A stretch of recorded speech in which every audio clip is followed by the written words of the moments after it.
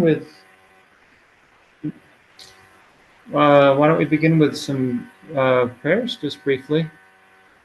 Okay. So we can begin with I go for refuge until I am enlightened in the Buddha, the Dharma, and the Supreme Assembly. By my merits of teaching the Dharma, may I become a Buddha to benefit all sentient beings. I go for refuge until I am enlightened, the Buddha, the Dharma, and the Supreme Assembly. Through my merits of teaching the Dharma, may I become a Buddha to benefit all sentient beings. I go for refuge until I am enlightened, the Buddha, the Dharma, and the Supreme Assembly. Through my merits in teaching the Dharma, may I become a Buddha to benefit all sentient beings. May all sentient beings have happiness and the causes of happiness. May all sentient beings be free from suffering and the causes of suffering. May all sentient beings never be separated from the happiness that knows no suffering. May all sentient beings abide in equanimity, free of attachment and hatred for those all close and distant. Okay, so why don't we begin also just, we can sit quietly for a couple minutes, begin the session.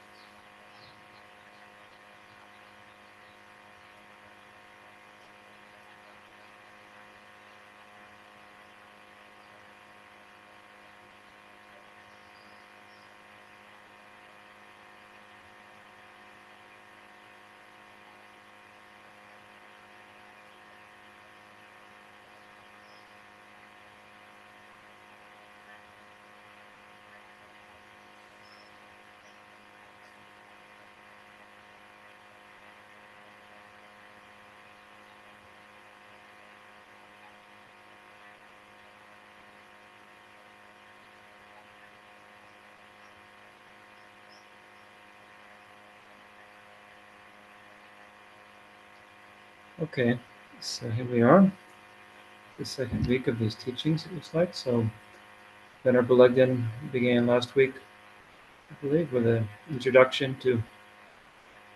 um, introduction to this mind training text. So it seems that because there was only 3 weeks in this session here, this block of time, that we put off the Wheel of Sharp Weapons text until later. So there's a teaching on the Bodhisattva Jewel Garland, a much shorter text.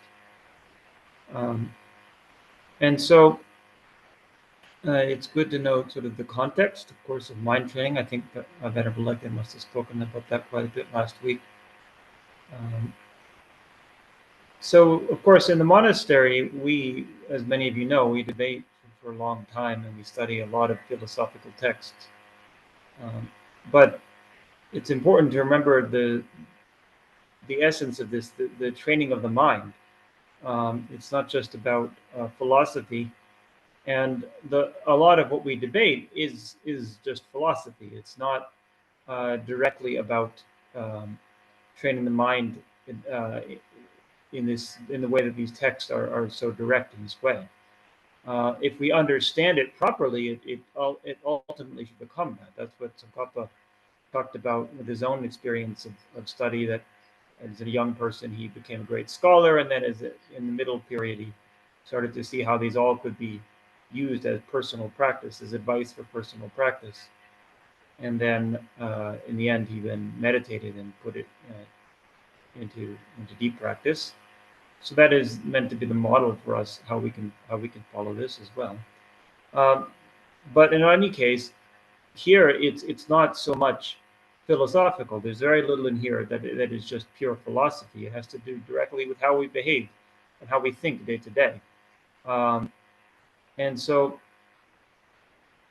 there's kind of attitude that we try to cultivate as Buddhist practitioners, and that can be hard to impart in words. So these words, we do the best that we can to do that, and we can think about the meaning of them. But it also is really helpful to be around other practitioners who are cultivating this.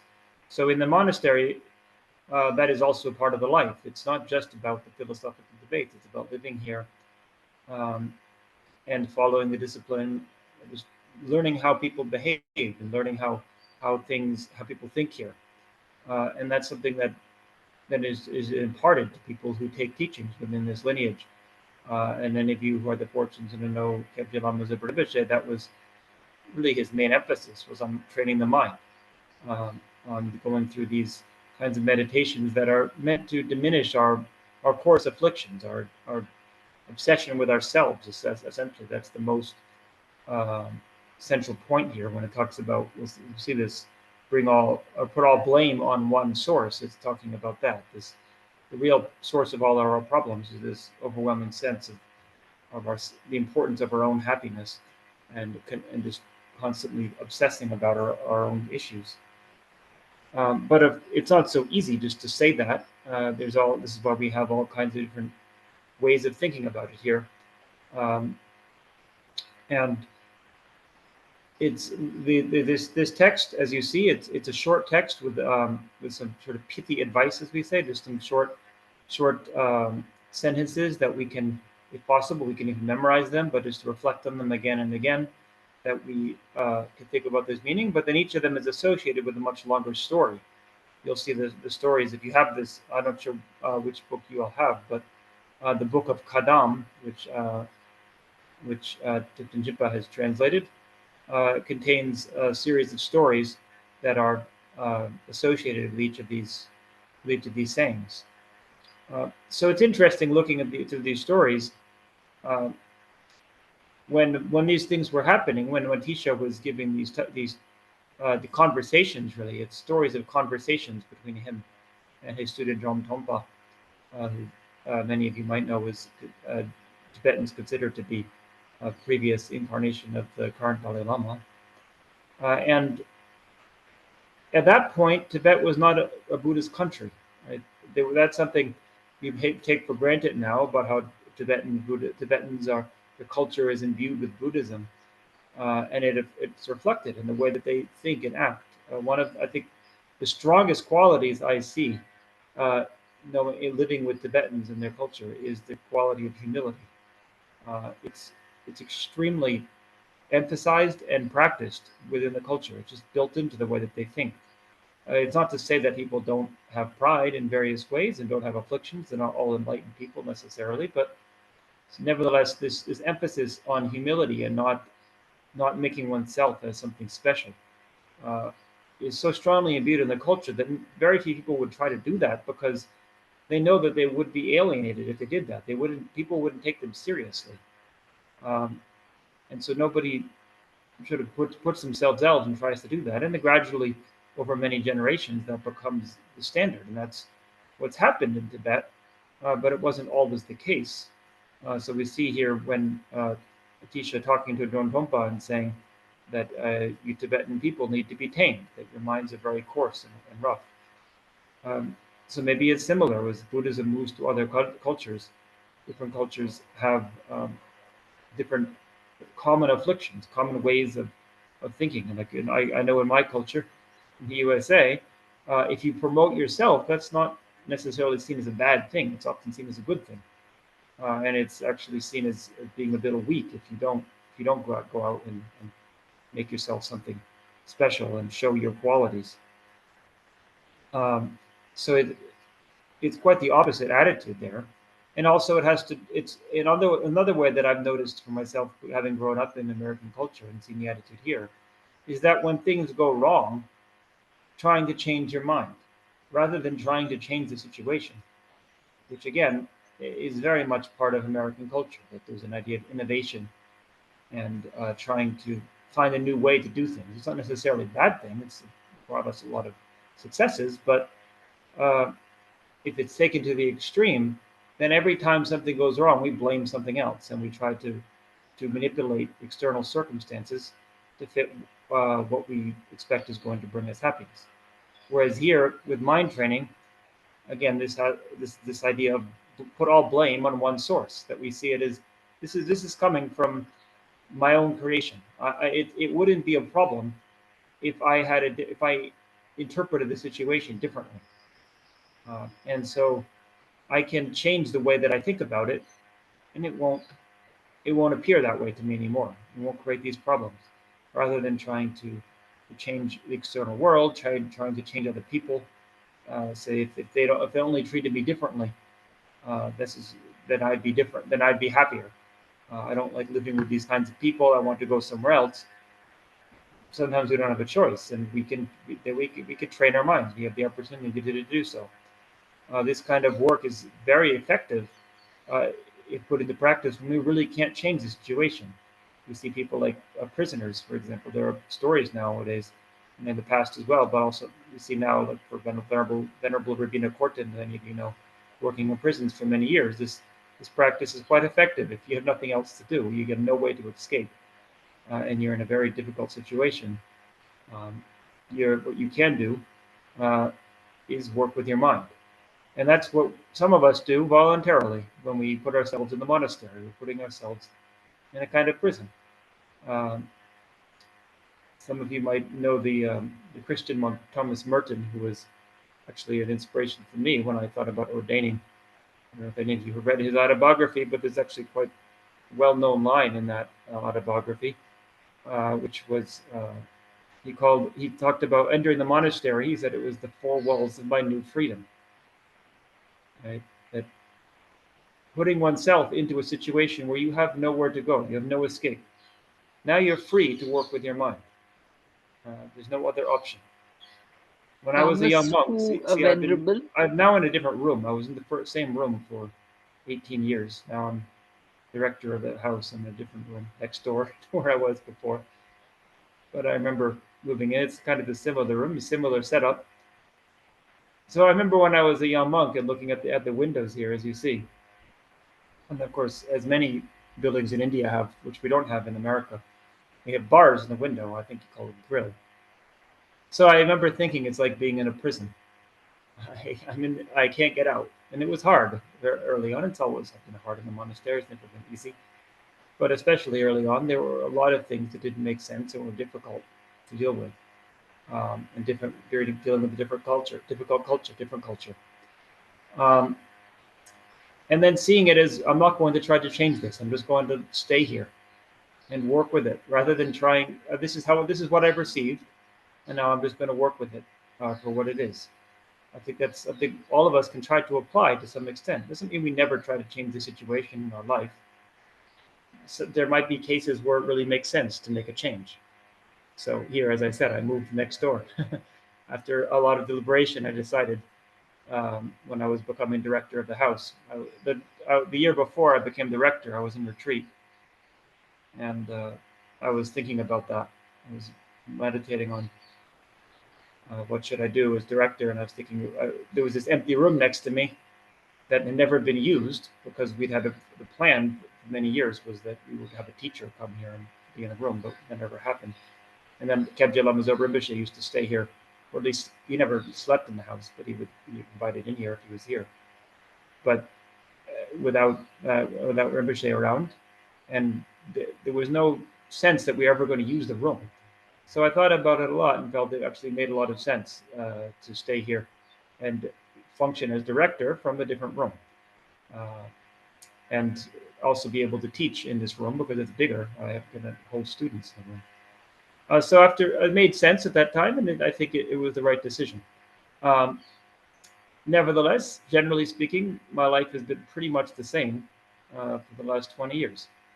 So the point I was making anyway is that there might be cases like that where you do need to make a change, and you could think about the pros and the cons, and when it really is better to do some kind of action. But ultimately, we can't manipulate exactly what's going to happen. Sometimes it's like rolling the dice. That's how we can think about it in terms of karma. So we've made a decision. Now we just go with it, and we have to then whatever occurs, rather than always trying to shift gears, as we say, because that can be quite harmful. If every time something doesn't work out for us in life, we keep changing. We see that sometimes. We can observe that in other people, perhaps. If we want to build something, we have to stay stably with one path. The one, for example, with one career. It's not that we never change, but generally speaking, if you want to be very successful in one career, it's very helpful to focus on one path rather than change every 10 years, to change direction.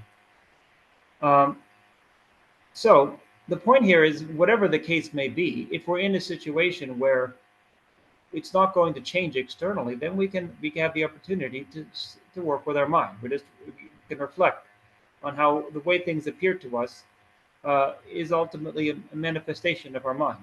Similarly with our family, we have the example of a career, but like with our family, unless it's something that is really extreme, we usually stay with the same family.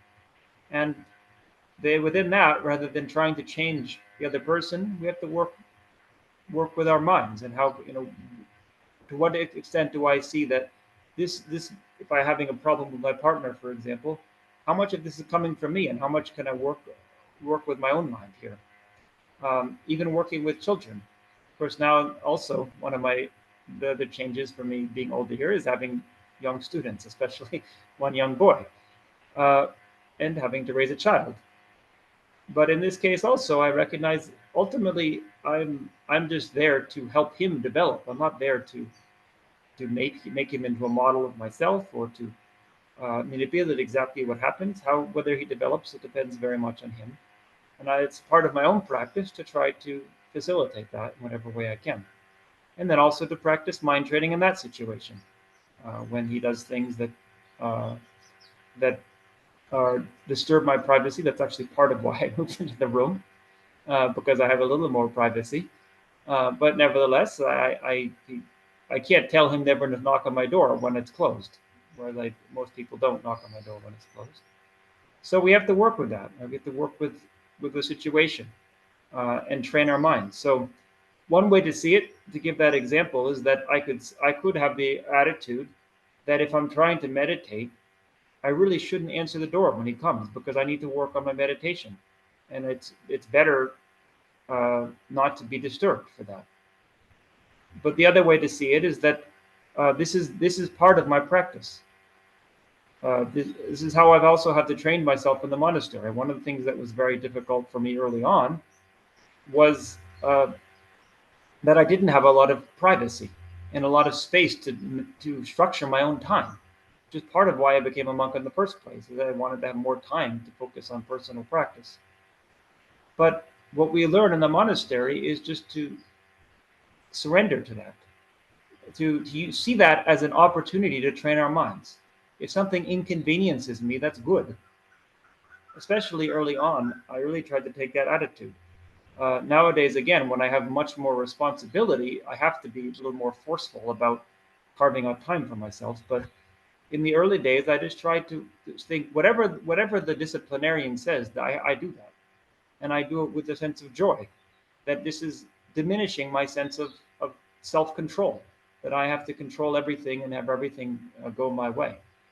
Um, so whatever this, I'm comparing that now to the situation having a child that I can't control a lot of what happens, and rather than trying to see it as a problem, I can view it as positive, that it's helping me to change my mind, to make my mind more patient, to make my mind more flexible with changing circumstances, to practice compassion. And again, compassion has a lot to do with how we interact with people. It's not just about what happens when we're meditating. It has to be practical in situations to also come up with creative solutions to things.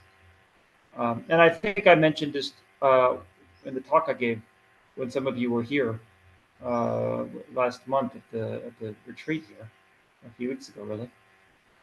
Thinking about also the situation in the world, right? We can, again, how do we approach that? Um, some of us might feel I don't. It's unfortunate to be in this current situation, whatever it is, and I'm not actually referring to anything in particular, because this has happened throughout history. People felt I wish I wasn't in this country. I wish I wasn't living in this time when these things are happening. I wish I had had a more peaceful life.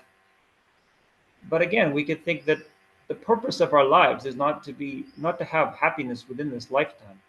The purpose of our lives as spiritual practitioners is to develop and grow, to become more mature people. And whatever situation is happening, we're very fortunate to have that opportunity to work with it. Um, and it's an opportunity for us to at least try to make some kind of contribution. Um, but we can think that eventually we won't be here anymore. So we incarnated into this situation. It's impermanent. Even a world situation is impermanent. It's not going to be here forever. The most important thing is how much change we see in our minds. It's not about how much enjoyment we have, or even how much peace we have, how much we have free time to just be peaceful. It's about how much we're challenged by the situation, and then respond to that by becoming more mature spiritually, or we're just more mature in a worldly sense, which is not necessarily different from becoming more mature spiritually. That we become more tolerant people, more people who have greater wisdom ultimately, understand situations and don't rush to judgment. All of these kind of spiritual qualities. So anyway, the reason I got into this rather long tangent here is talking about how Tatisha, when he came to Tibet, he well, as a teacher, he wasn't just there to teach philosophy. In fact, it doesn't seem he taught that much philosophy. We don't have that many texts composed by him. We have a few, but mainly it was just to teach an attitude of how to be a spiritual practitioner. Now, of course, it's a little different here. So I'm talking about being an American, but most of you are Indians. So we have Atisha, who was an Indian, he was Bengali, right, coming to Tibet and teaching the Tibetans this tradition that had been cultivated in India for a long time. It had been 1,500 years already that the Buddhists in India had been cultivating this way of practicing, uh, and gradually it transformed Tibetan culture. It's interesting to look at the history of Tibet. Um, so I'll get to that in a minute, but not to get distracted from what I was saying. The point being that now here we are as Indians listening to Tibetans about this teaching. So in some sense, Indian culture, it's obviously not the same as it was before. Now it does seem that Buddhism made an indelible mark on India. There's a lot of people who talk about that. Studies even been done on that. Even though Buddhism pretty much disappeared in the country, we can might even have social analysis of how much effect did it have on the way people think, the way people interact with each other in the social environment. Um, but also, Indian culture is very complex, and nowadays there's obviously much influence from Western culture as well. It's become quite a how do we say, sort of a it's developing its own self-image in a much different context with a lot of different inputs from different places. So in some sense, we can think of it as uh, the Tibetan teachings are a way of reminding Indians of a piece of their past that has been lost, and reawakening that. And it's hard for me perhaps to conceive of that because in our culture it would be very much either Christian or Jewish in my case. My parents, my father anyway, being Jewish, but uh, somebody kind of appealing to something that had been lost in the history of the culture, different ways of thinking, or maybe even in Western culture with Greek culture, something that people respond to naturally when they hear about the ancient Greeks thought this or that way. It's the foundation of how people think today in Western culture, even though it's developed and changed a lot since then. So anyway, in this text, it's trying to impart what is that way of thinking. How is it that people interacted, and we can see that through these stories, with these sayings, and we can see it if we're fortunate to be around people who are practicing that. So if you happen to spend time in our monastery or just meet monks, now of course we are foreign monks you're teaching, except I guess Venerable Keldon would be an example of an Indian monk, but I don't know, you don't have many Tibetans coming, but nevertheless, uh, having lived in the monastery for many years, we're at least trying to embody that attitude in the way that we interact with people. Um, and so anyway, with that, I should get on with the text. Now I did get sidetracked, and I was going to say about Tibetan history. Um, this Tibet, when Nitisha came to Tibet, it was a big turning point in the way that Tibetans conceived of themselves, because previously, up until about the 8th, 9th century, they had been a major power in Asia. Um, there had been an empire, and that collapsed and never was rebuilt. Tibet never became a major power again. Uh, and for about 100 years after the collapse, Tibet was in a kind of dark age where it was struggling both with, of course, the internal problems of lack of organization and no management of crime, uh, no wealth, but also a sense of self-image. Who are we? We're not a world power anymore, and who are we going to be? Now, before the collapse, Tibet was not a Buddhist country. We talk about the early wave of Buddhism coming into Tibet, which did occur. There was Shantarakshita and Padmasambhava teaching the kings, Trisong Detsen, but it was very much a royal project. There were a few elite people who were practicing Buddhism. It was not something that the ordinary people were involved with. And actually, some historians have pointed out that it's a bit of a mystery what happened during those 100 years, 150 years of the Dark Age, because we don't have any records of what was going on. But what does seem to have happened is somehow is that after when Tibet began to emerge, then the country, for a large part, was a Buddhist country. So something had gone on then. So they began to rebuild their image as a Buddhist country, and think about their history in that way, and gradually then create a sort of a milieu of practicing Buddhism. That became the thing to do within Tibetan culture. If you want to do something with your life, pretty much that was the only real option. There was, for aristocrats, they had the option to enter the government, but anybody else who wanted to advance in any way, then it was to become a Buddhist scholar or a Buddhist practitioner. And they cultivated that for a long time. So that can be, if anybody is interested in studying Tibetan history, I don't see that as contrary to your own practice. When you look at the way that the culture was gradually transformed, and the way that the people thought, for better or worse, it doesn't mean that they were perfect. And we see that the way they had tried to apply these teachings and how successful they were with them. In some cases, they had extraordinary success, and we see that in teachers like His Holiness the Dalai Lama, people who practiced this for many lifetimes and had extraordinary success. And in general, we look in the social system with the culture. How effective was it? Whereas we can also look at the opposite side, some of the ways that it was not effective and actually created problems in the culture. It's not to say that mind training is bad per se, but like anything, um, if if it's taken in the wrong context or taken to the extreme, anything can be can actually be detrimental. So we have to think about what's the right context for this.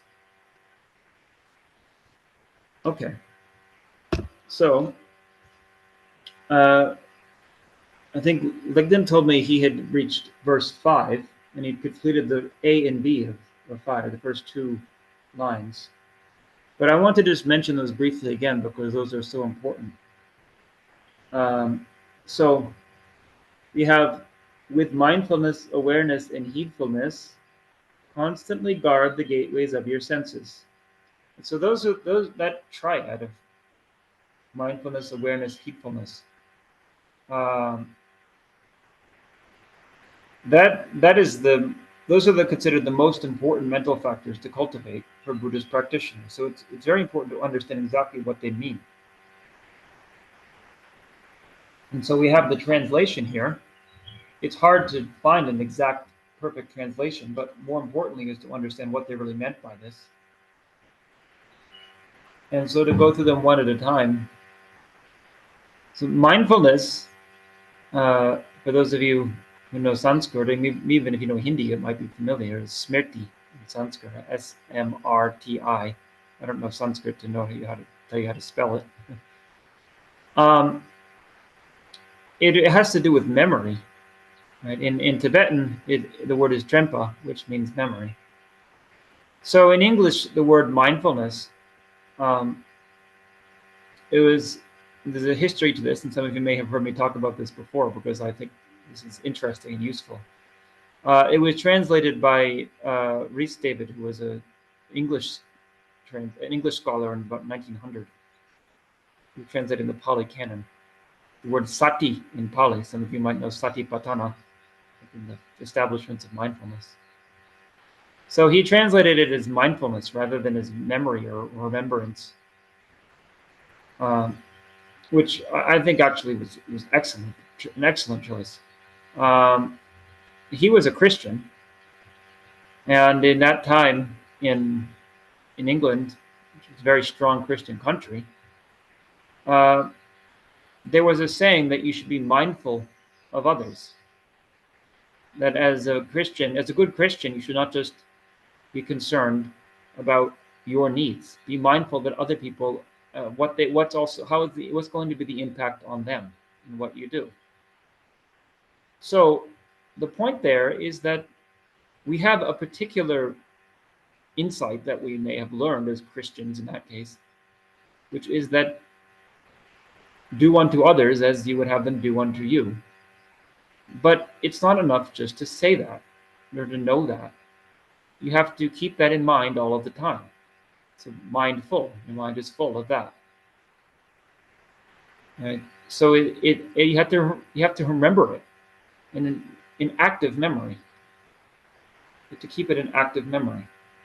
So that is mindfulness. That's a perfect understanding. If we know what the word mindfulness means, what it meant to restate it, then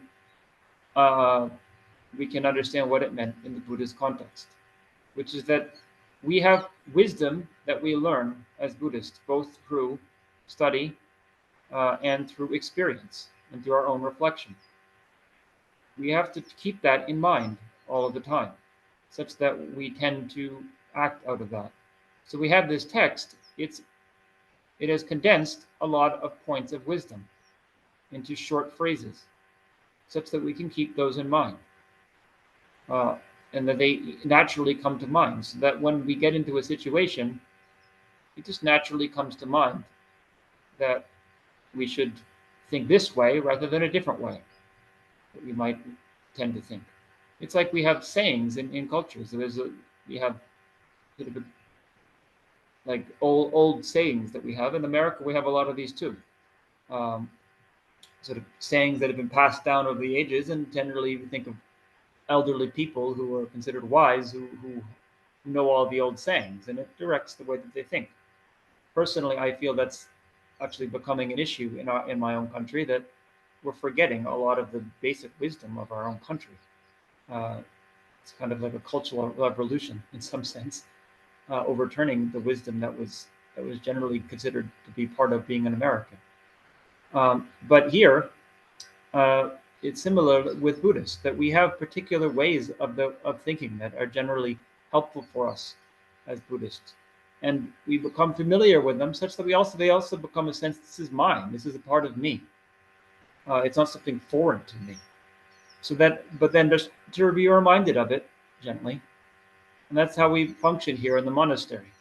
Um, Everybody in the monastery knows that the real enemy is within, and that your anger is your biggest enemy. They know at least that that's what the important teaching of Buddhism. And so nobody really even has to say that. If somebody starts getting angry, I think I may have said this also to some of you sometime before in a previous talk. What's interesting in our culture, in Tibetan culture, is that people will point at them and laugh. Right? We wouldn't do that in American culture. We might try to pacify their anger, but we wouldn't laugh at them. We know that that's not going to get a good reaction.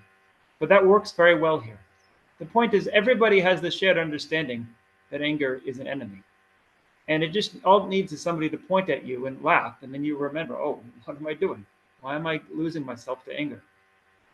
And if the laughter makes you feel uncomfortable because it hurts your ego, then you think this is good. Wow, I'm really fortunate that somebody is helping me to see that my own ego is getting the better of me.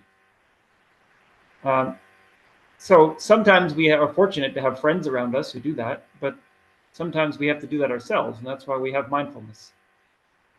We remember what we're trying to practice and what we're trying to cultivate. Now we have awareness. I think in Sanskrit this is prayojana.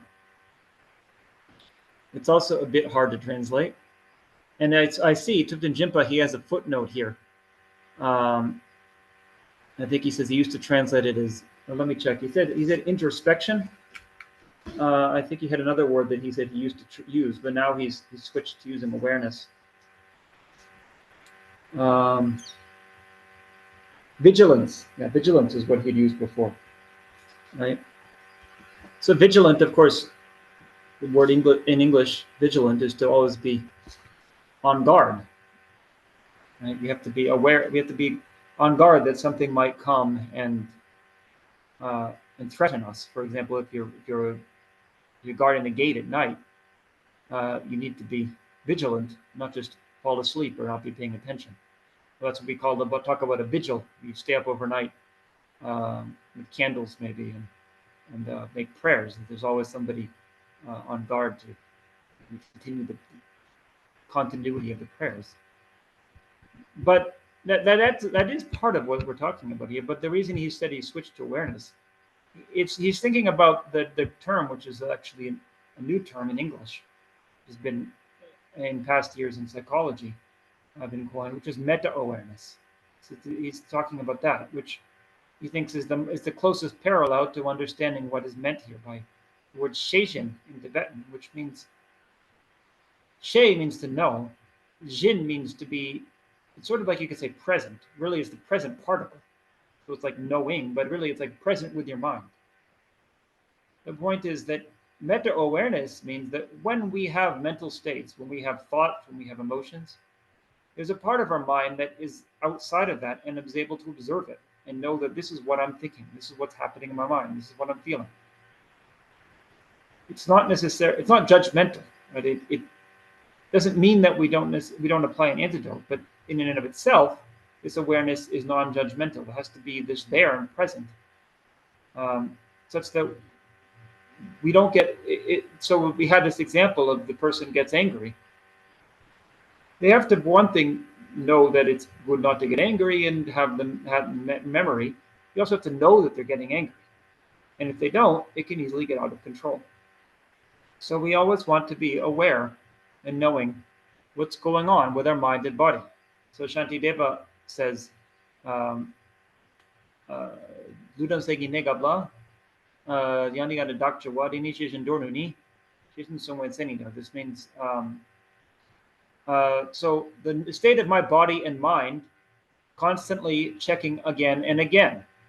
This is, in short, the definition of awareness. So this is just constantly being aware. What is my body doing? What is my mind doing? So with our body too, Of course, if we go completely out of control and we hit somebody or we're doing something like that, sometimes we don't even know that we're doing it until it happens. It's just reflexive. But with more minor things, just think about, how am I standing? How am I holding my body? Because that can have an impact on. We sometimes do that. We sometimes, when we say body language, we express ourselves in ways, even we don't mean to do so, that come off as offensive or hurtful to others. Um, so we always have to be aware of what is going on in our body, what is going on in our mind. This is why we practice breath meditation in Buddhism, because it helps us to stay centered, keep a centered awareness, and not lose ourselves in focus on external things and then forget about what's going on internally. So it's also good to separate those two, although they work together. Mindfulness and awareness are intertwined. It's very hard to have one strongly if we don't have the other. But this word mindfulness in modern culture, since Rhys David translated it over 100 years ago, it's kind of taken on a life of its own. And we have mindfulness meditation and mindfulness movement and all of these other things. We have, you can buy books. I'm sure you can find a book on mindfulness, just about anything nowadays. Right?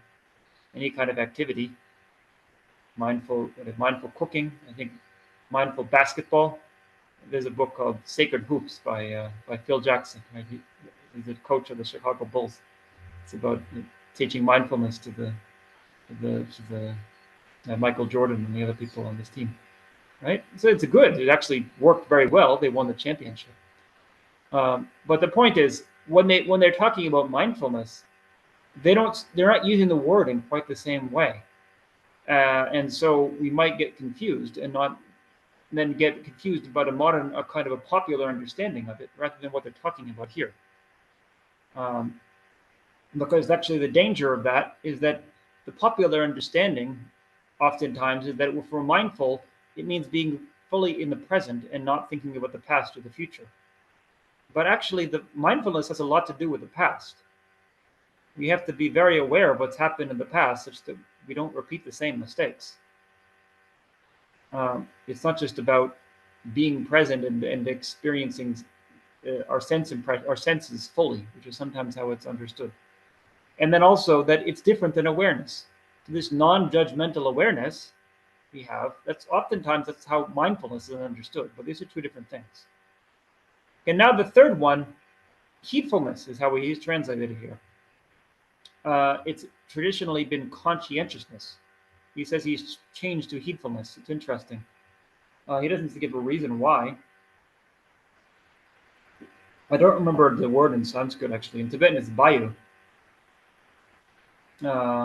which it means like having, the yu means care, and the ba means like having a sense of care or carefulness about what we're doing. Heedfulness. So conscientiousness, of course, it means that we're very careful about everything we do. Every little thing, we make sure we do it the correct way, which is generally good. I think maybe the reason he changed from conscientiousness, maybe two, I would say. One is that it's just too long. It's a hard word to keep saying it again and again. But also conscientiousness, it has a sense of a bit of stress to most of us. And maybe a person who's a bit too uptight, or just something you would do with your work, with your office work, but not necessarily the way you live your life. Whereas heedfulness has to do with we have to be careful of things. And also heed has a sense also in English of listening, which I think also that might be part of the point here. When situations occur, we can learn from them, and we have to heed the messages that they send us. This is a big part of mind training. When people tell you all kinds of bad things about yourself, they tell you, they might say you're too angry, you're very uptight, it's very difficult to be around you, I find you too clingy, all kinds of things like that. We have to heed that, right? Rather than just saying, I don't like you, I don't want to listen to you, I don't like what you're saying. Even if they're saying it in a bad way, even if they are angry, saying it out of anger, it doesn't mean that they're justified to treat us that way. But unless somebody is angry, they're unlikely to point that out. So we're very fortunate when somebody points that out to us. And it's hard to say.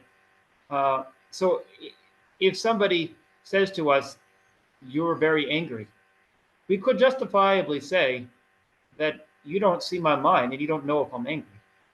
But it's harder to justifiably say, "No, I don't appear that way to you."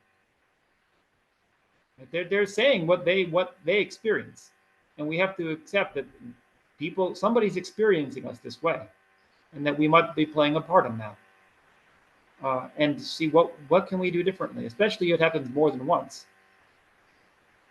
right? So we can be heedful of the situation, take the lesson from it. Again, it doesn't mean we justify what they're doing. We might have to even take some kind of countermeasure to stop them do that behavior, but we can learn from that. So Shantideva says also that we have to always, whatever advice people give us, even if it's unwarranted advice, even if it's not something that, how do we say, unsolicited advice, we should still take the advice and treat the person as our teacher, because we're very fortunate when that happens, especially if we're really practicing. Then we're not going to have that many people trying to harm us, because we're not trying to harm anybody else.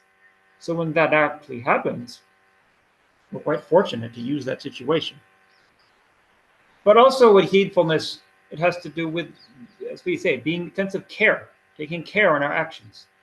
So being very careful that we do not create negativity in what we're doing. Slowing down a bit. We have to sometimes slow down so that we take care with what we're doing and do it properly, rather than rushing through things. So those three together form the basis of Buddhist practice: mindfulness, awareness, and heedfulness. And it can be applied in any situation when we're interacting with the others, when we're meditating personally, that we have to have all three of those as well. We have to be mindful of what we're trying to meditate on. We have to be aware when our mind is distracted, whatever other state we're going through. And we have to be careful about what we're doing. We have to carefully apply the meditation, and not just do it in a sloppy way. Okay, so it says constantly guard the gateways of your senses. So the meaning is that whatever appears to our mind, whatever appears to our senses, our sense consciousness, we guard that. We don't just get carried away by it. So again, we have to be, in order to practice awareness, we have to always have a sense of awareness of what's going on inside, even if we're paying attention externally, and not just let it carry us away. Our mind just gets completely distracted and pulled away. That's also why it can be good to limit stimulation. It's one of the main practices we do as monastics, as lay people. You have quite a bit more degree of the choice about how much you integrate that. But for me personally, pretty much for many years since I've been a monk, I've eschewed pursuing any kind of entertainment, which I think is certainly how a monk is meant to behave. It's not what all monks do, but it's something I'm quite happy with. I know it's not something I'm forcing on myself, because I really enjoy working with my mind and trying my best to maintain awareness of that. And I find it quite disturbing to try to focus on some kind of external entertainment and let my mind be carried away with that, which is really the point of entertainment. In some cases, entertainment can be educational. That's a little different. Really excellent works of art, in whatever form, can actually impart a certain message, remind us of certain fundamental truths. But for the most part, entertainment is a way of just taking our mind out of ourselves, as we say, and because we find it uncomfortable to be wrapped up in our own concerns. Now here, we're not trying to just obsess about things and ruminate, but if we can create space in our minds, that won't necessarily happen. Rumination happens oftentimes when we don't have any kind of grounding within our minds. It's just going around in a circle. But when we cultivate this in meditation, then there can be a stable basis, such that it doesn't keep going on in these repeating patterns of thought. We can have some platform to work with what happens. Okay, so I finished 2 lines now, and actually, Venerable hadn't completed those lines last week, so I haven't even started with the new material. I was thinking it's such a short text, I was wondering, will I run out of things to say? But let's see if I can. I want to finish about maybe verse 16, 17 or so, such that Venerable Keldon can complete it next week.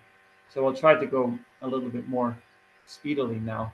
But I thought those points, when I saw mindfulness, awareness, and heedfulness, it was important to talk about that. Okay, so again and again, 3 times both day and night, examine the flow of your thoughts. Okay, so uh, this has to do with awareness. Right? And so 3 times day and night, of course, we should be doing it all the time, but it's generally encouraged. This is a way that we can check in. We can say at least these 3 times. So 3 times day and night means 3 times in the early part of the day, 3 times in the latter part of the day. Then we come back and check in and see what's going on in case we haven't had the opportunity to do that, such that it becomes more habitual. This was a practice that developed in India, this idea of dividing time into 6 periods.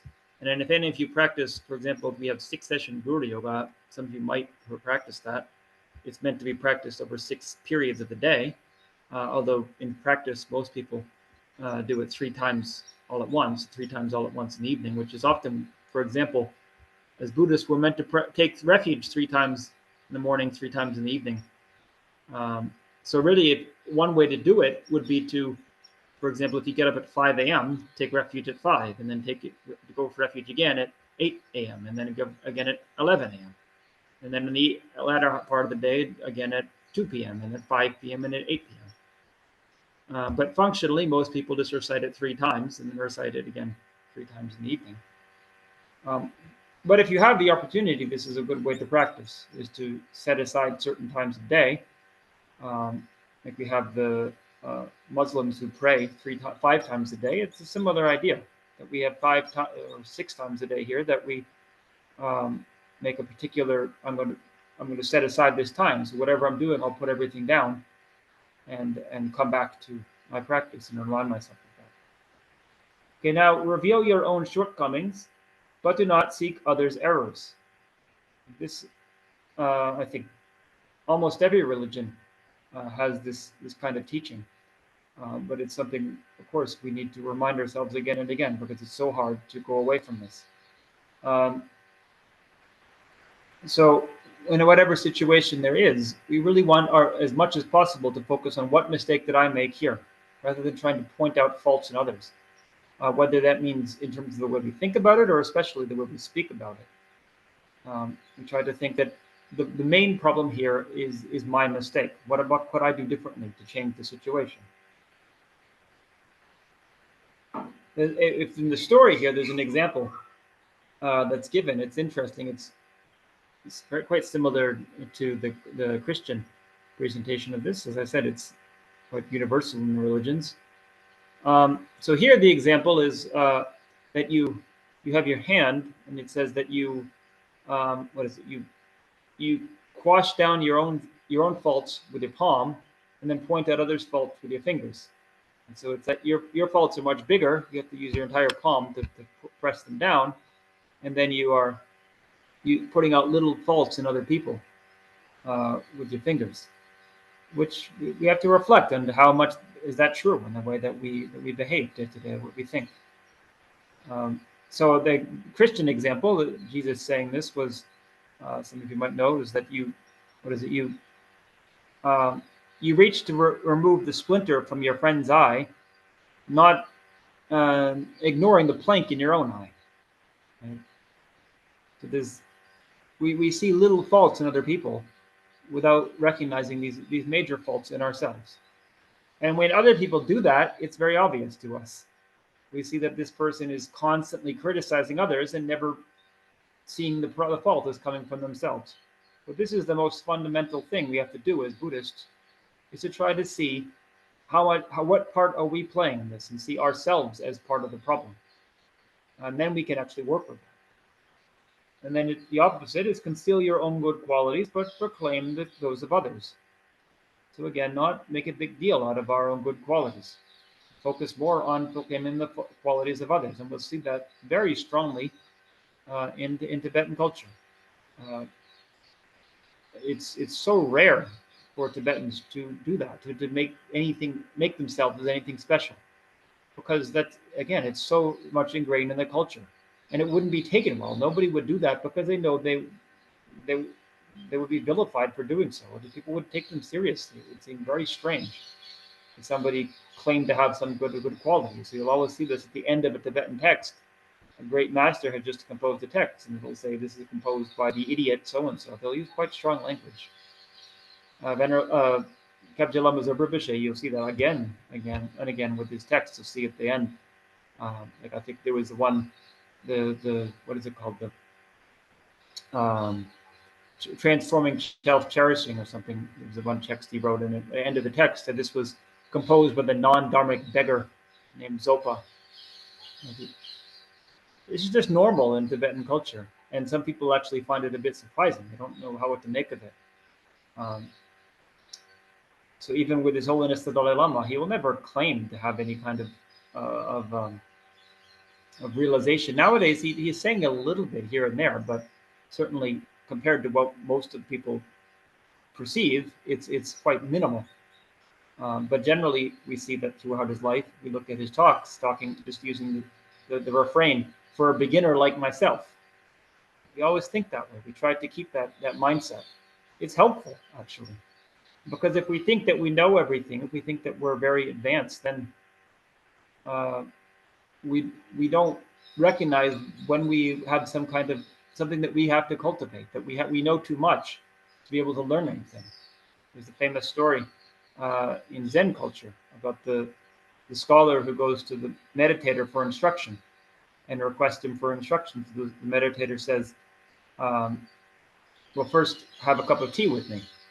And the scholar puts his mug down, and the meditator starts pouring tea, and he just keeps pouring and pouring and pouring. And the tea gets to the top of the mug, overflows, and water keeps flowing out. And the scholar says, "What are you doing? Why you keep pouring water in my mug?" And he says, or tea in my mug, and he says, "Until your mug is empty, it's not going to be possible for me to put anything in there." Right? So if we think the scholar has all the information, then what is he going to learn?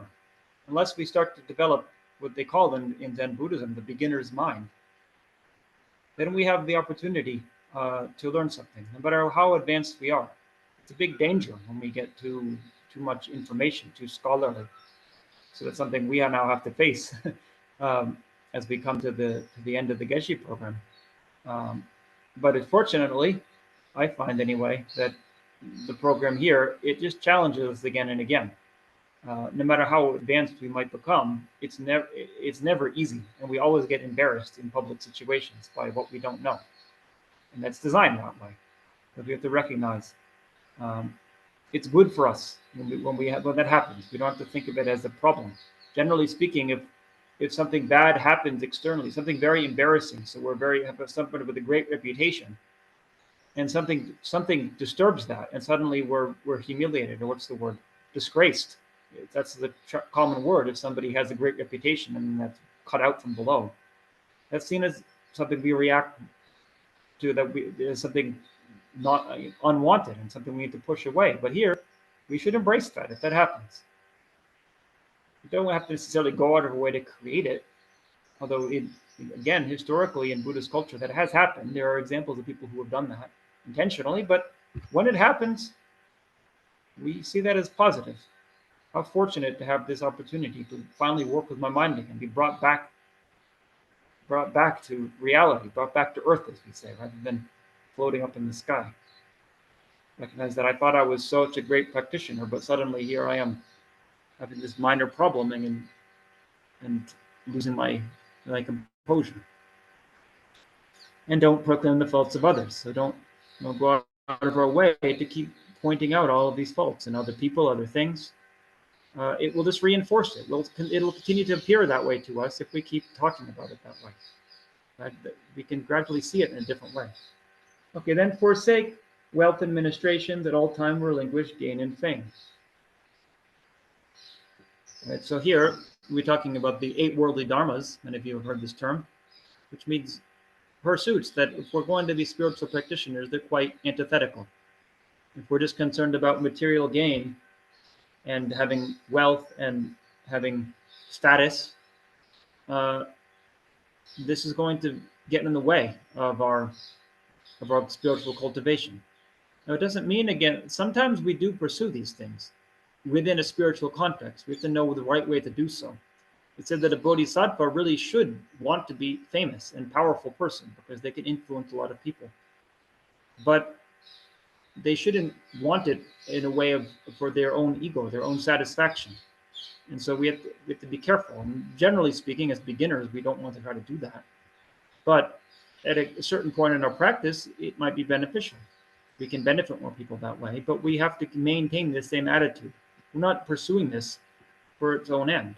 And so if it does blow up in our face, if suddenly we gain a great status and then it's all gone, we can see how fortunate to have that opportunity again, be back where I am with my own mind. And then have modest desires, be easily satisfied, and reciprocate kindness. Now that, again, I think you could probably see this like a, how do we say it? Like sometimes you'll see little mugs with little, how do you say, inspiring words. You'll have words just like that, right? It's not necessarily a religious thing, but it's something we have to remind ourselves again. Have modest desires. Don't have great expectations for things. Be easily satisfied, rather than always wanting more. It's it's something that it's easy to say, and that most people would agree with it, but it's not easy to practice.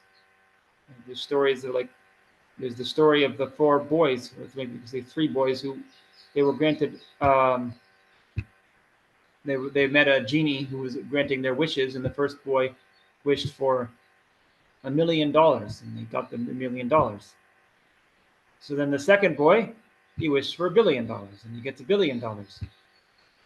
So then the first boy is disappointed. At first he was elated when he got the $1 million. Now he sees this other one, he had so much more. What was I thinking? So then the third boy has his wish, and he wishes, I wish I was so happy that I never needed anything external to make myself happy.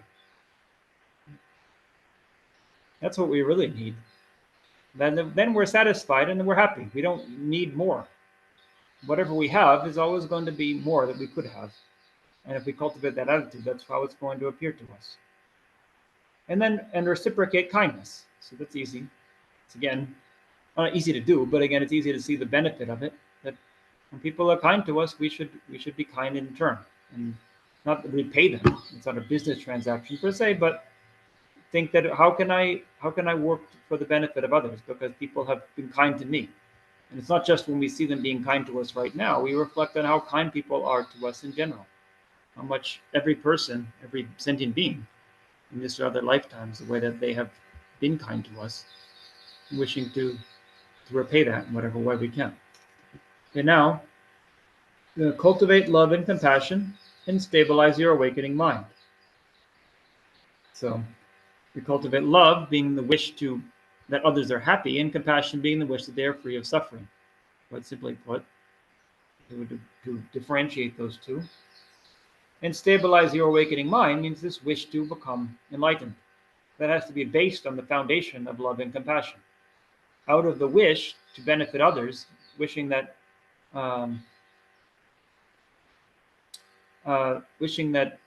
we could find some way to do that, and we come to the conclusion that the best way to do that would be to be enlightened myself, and thereby I could teach others and guide them whatever way is most effective for them. So with that foundation of love and compassion, we stabilize the awakening mind, the wish to be fully enlightened. And then relinquish the 10 negative actions and always reinforce your faith. So the 10 negative actions, I think many of you know them, but just to list them again, go through them one by one. So we have killing is the first one, of course, and this includes killing anything, including human or an animal. And then stealing, which is basically the word is taking what is not given.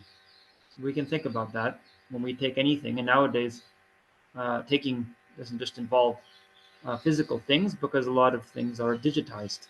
But when are we taking something that somebody we can think? The main thing criteria I use to consider whether it's been taking what is not given is if whoever owned this or posted it or whatever, however way that they made it public and accessible to for me, if I take it in the way that I'm doing, would they is that what they want?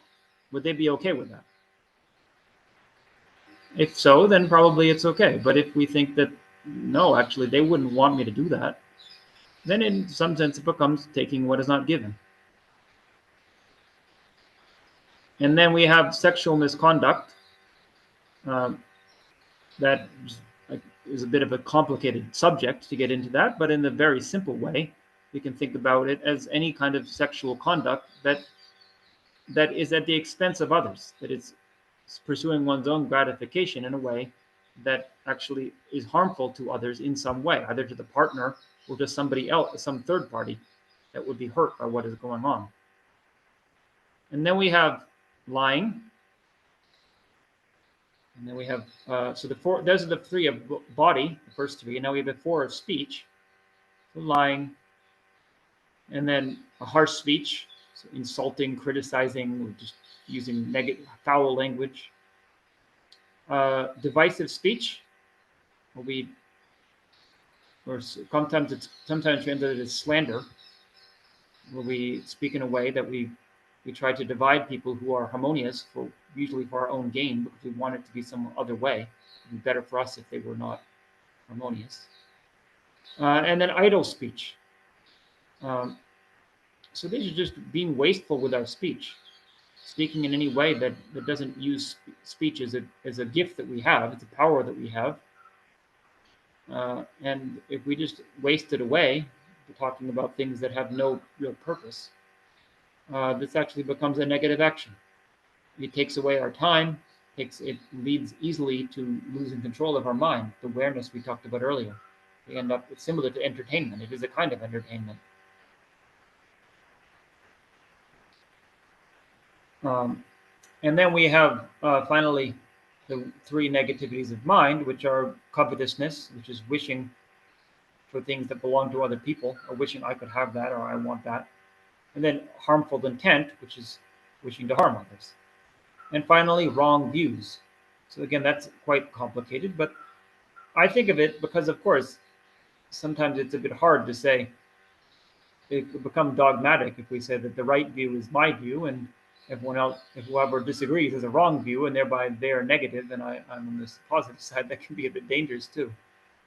But I think the most important thing here is that it's tenaciously clinging to a view. It's adhering to a view strongly and being rigid about it and not considering alternatives.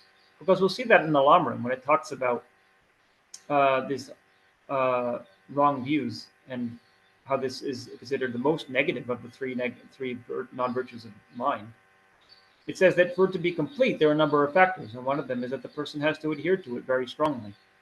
And actually, we just discussed this year because there's quite a lot of detail about the way that it destroys our virtue. Um, but it says that it goes in stages. And so the real extreme is when somebody comes to the conclusion that basically they lose any sense, any basis for morality. So we think that the basis for morality has to do with philosophy, ultimately.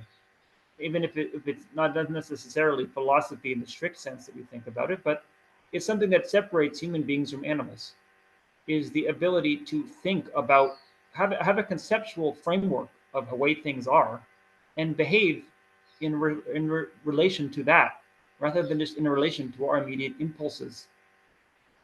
Um, and that is the basis for having a moral life, behaving morally. When we think I'll behave based on my beliefs of what is right and wrong. So the wrong view here, when it's talking about the extreme of wrong view, is having no basis in that, having no sense of this is good and this is bad, and this will have doing this action will have this consequence. This is right, beyond just what I want right now.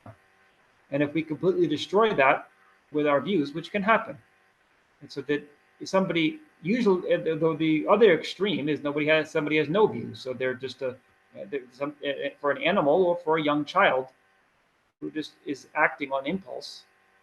But it can also be the other extreme where somebody is actually very sophisticated and very intelligent, and they come to the conclusion that it's okay to act in completely negative ways that at least society considers negative. It is not negative, it's just a cultural construct or whatever justification they use that can lead into a very dangerous direction. So we can see that in that case, not so much that we talk about Buddhism is right and Hinduism is wrong or something like that. It's more that wrong view here is going out of any kind of framework of right and wrong. That's the extreme of it. But the most basic of it, it says, is just thinking about starting to reject the teachings of the Buddha. So as Buddhists, that is harmful to our practice, and it says it destroys the basis for our maintaining the trainings of the Buddha. When we start to then disbelieve that this is useful, this is going to benefit us, then of course we can't use that as a framework for our own morality. Okay, and then always reinforce your faith. So also he has a little footnote here.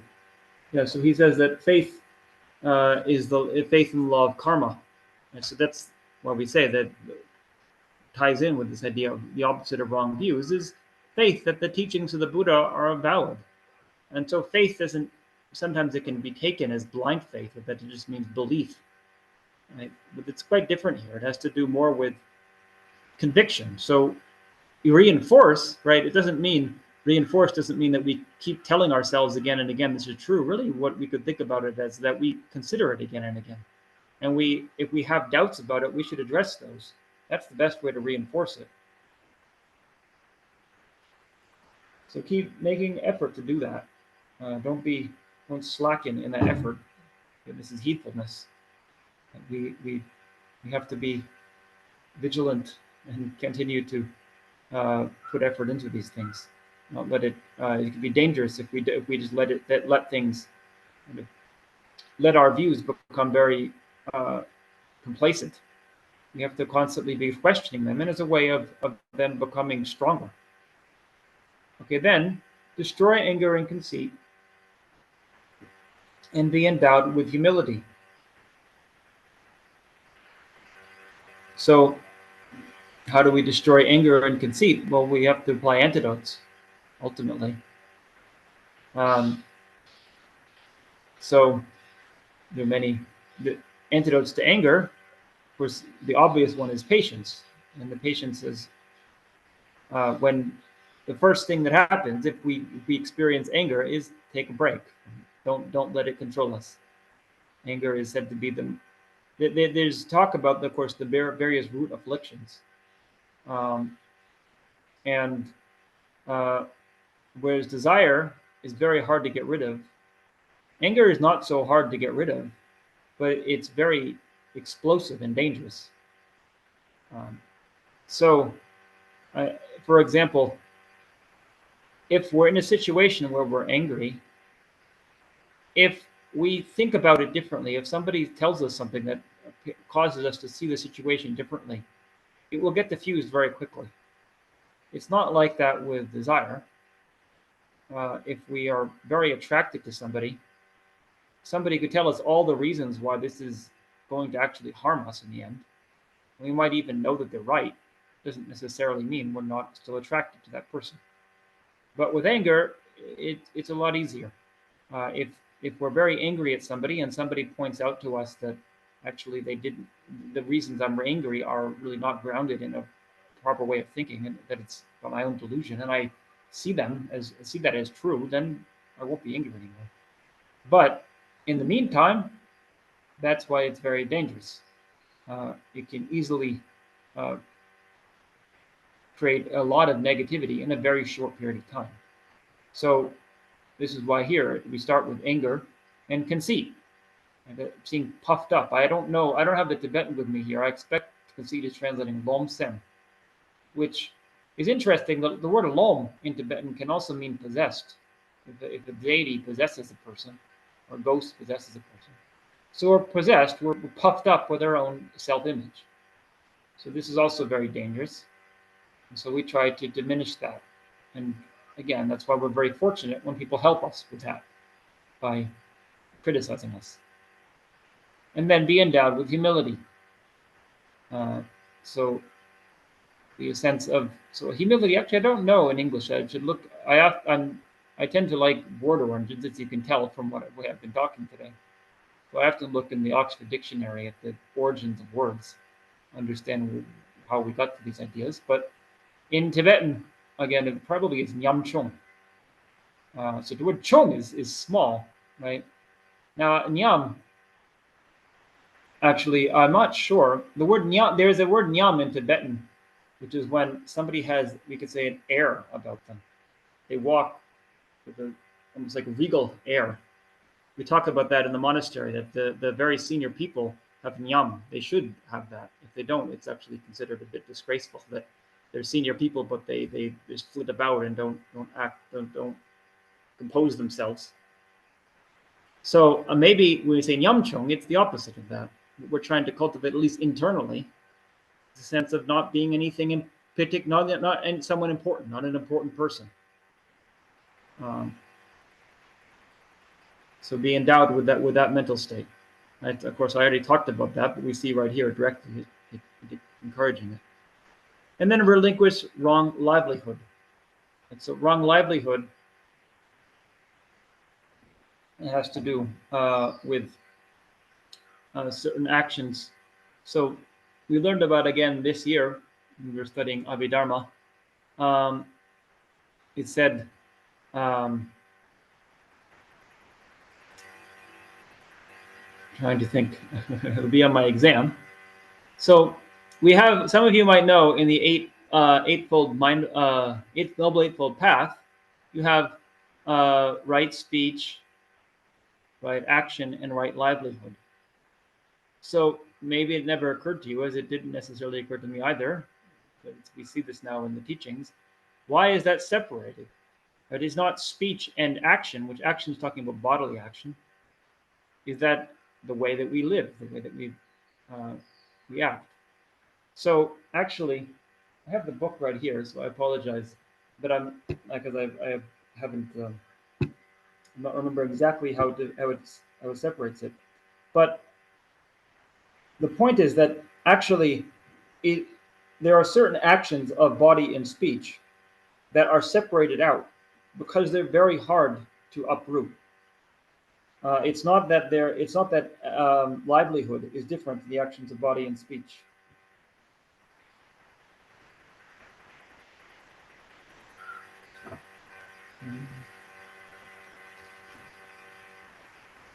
So the reason I'm forgetting is that it has to do with the motivation of the action.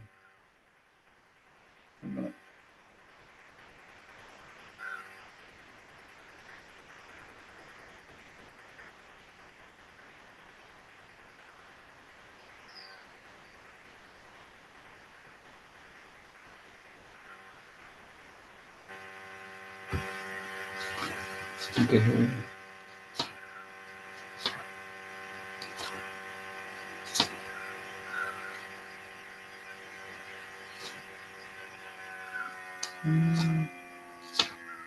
Well, okay. So yeah, this is okay. So if we have wrong speech that is motivated by anger or by ignorance, then that is wrong speech within the eightfold path, the opposite of right speech. Likewise, if you have bodily action motivated by anger or ignorance, it is wrong action. But if it's motivated by desire, then that is wrong livelihood. And so it has to do with actions of body and speech that we do with some kind of fundamental motivation of desire, of wanting something for ourselves. So it has to do with the way we act day to day. Now, the examples that you may have seen from the traditional text of wrong livelihood has to do with is how it fits with desire, ways of getting what we want without um, ways of getting what we want in a way that is not proper. So as monastics, and it maybe can also be extended for lay people, the 5 wrong livelihoods are trying to get what we want. So getting offerings, for example, by putting on an air of being a great practitioner, of trying to show ourselves as a good monk, as a properly composed person, with the motivation of getting offerings. The second one is flattery, to constantly praise others as a way actually of trying to get them to support us or to give to us. The third is hinting, so that we visit a person's home and we point out things. This is such a nice such a nice object you have here, with the thought maybe they'll think, oh, maybe, do you want it? I'll give it to you. So it's hinting about what we might like. And then giving to get something. So we give people a little gift with the thought that they'll give us a much bigger gift. And finally, extortion, which is a little bit more extreme, where we forcefully try to get what we want. So those are all motivated by desire. And now it also says in our text, I remember this one because I thought this is something I had not seen, and I now will tell younger monks about this if they question some of my strictness about some things. Is it says that it's not just about material things. So then it goes on to say, I'd never seen this in the sutra, but it's a quote in the Buddha teaching in the Vinaya, saying that if somebody has gone forth as a monastic and they watch basically, it seems to be saying entertainment or music, listen to music, then that is wrong livelihood for a monastic.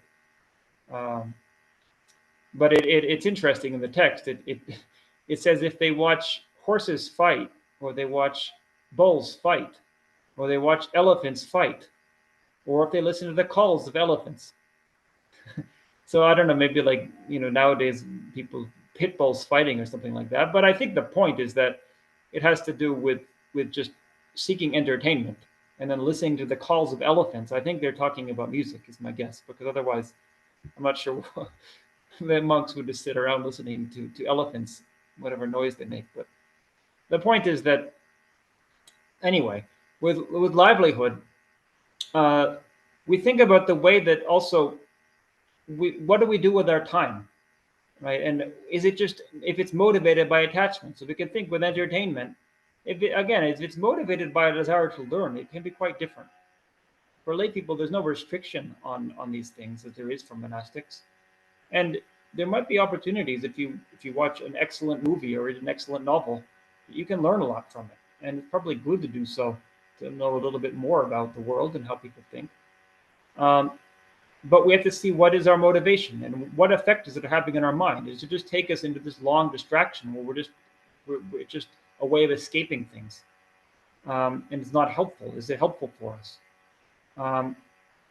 So we can judge that and look at what motivation is going on. So relinquish wrong livelihood, we have to identify it first. It can be quite subtle. That's why it says in the text. That's why it's taught separately, because it's so hard to purify.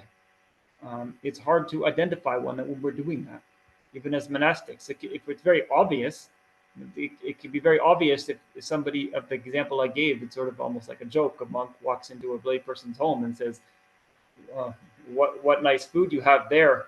It'd be good if you shared it with people with the thought that they'll get it themselves. But there can be much more subtle ways of doing that, and the person might not even know that they're doing it.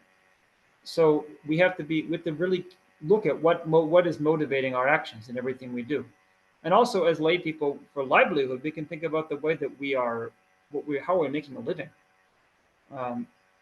So as Buddhist practitioners, we should try to, as much as possible, have that accord with our values.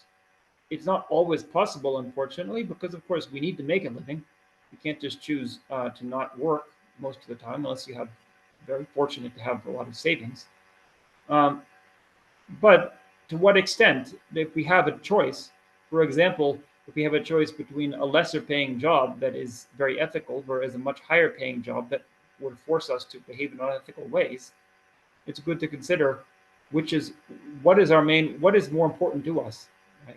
Which of um, in what capacity we want to put our efforts, because we're going to be putting a lot of time into our career. Most of the people, if we have lay people, will spend much of our time doing that, and if we only have so much time to do Buddhist practice every day, it's good if our work also is a way of expressing the values that we're trying to cultivate. Now, it doesn't mean that we have to think, oh, I have to be a charitable worker or a doctor or something else where it's obviously helping people. Um, Anything that we do can be beneficial. For example, if you work in a bank, it's not like there's nothing wrong with working with money. For a monk, it probably would not be appropriate, but for a layperson, it's perfectly fine. Uh, so if we think, if we have the motivation, I'm helping people to have savings, to take loans so that they can be successful and have a good motivation. That can be a positive thing. We have to, of course, try to behave ethically within that framework. Um, but we can use that situation. That's not wrong livelihood. Um, it's just a matter. It can be good or bad depending on how we make the situation and what way we do that. And so if our main motivation is personal profit and personal gain, and we're very competitive, and we even do things that are unethical as a way of getting advancement at the expense of others, then that can be quite harmful. But if we're in a situation where we're working with others and we do our best um, to practice patience and compassion with them, and tolerance, and to speak in mindful ways, speak in nonviolent ways, that's excellent, and it's going to benefit all those around us in whatever situation we're in. So we don't have to see that as antithetical to Buddhist practice or to any kind of spiritual practice. That's always a danger that's happened with any kind of culture that has developed these things. And I actually, honestly, I was saying that I think if you look at Tibetan history, and it doesn't mean that everything that developed in Tibet was necessarily right or not necessarily wrong either, but we have to look at what worked and didn't work. And I think that was a bit of a danger in Tibet, that there was a general attitude that that kind of works. So anything that's not spiritual, essentially, uh, is non-virtuous. Um, Whereas that had repercussions for the way what happened in the country, and the way that they didn't end up really developing any kind of very advanced modern system of government, which could be beneficial for a lot of people. Um, and we see nowadays in the modern world is based on uh, systems of government, systems of economy that developed in fairly recent times, that in a lot of ways have been very helpful for a lot of people. So if we get too focused on that we have to be spiritual practitioners, and anything else is going to be a distraction from that, then that that shuts us out from other ways of benefiting humanity. And we see that, of course, with His Holiness the Dalai Lama, the way that he interacts with people. I think it's very sincere. He's not just doing that to uh, gain a good reputation, and I mean, not in a positive, not saying he, in a way that of trying for himself, but even just for a way of trying to win people over and help them to understand Buddhism. He really feels that it's beneficial to discuss economics, and discuss science, and discuss politics, because these are all practical ways of helping people. Okay, so then avoid trifling distractions. Oh, sorry. Oh, yeah. Forsake material possessions. Embellish yourself with the wealth of noble ones.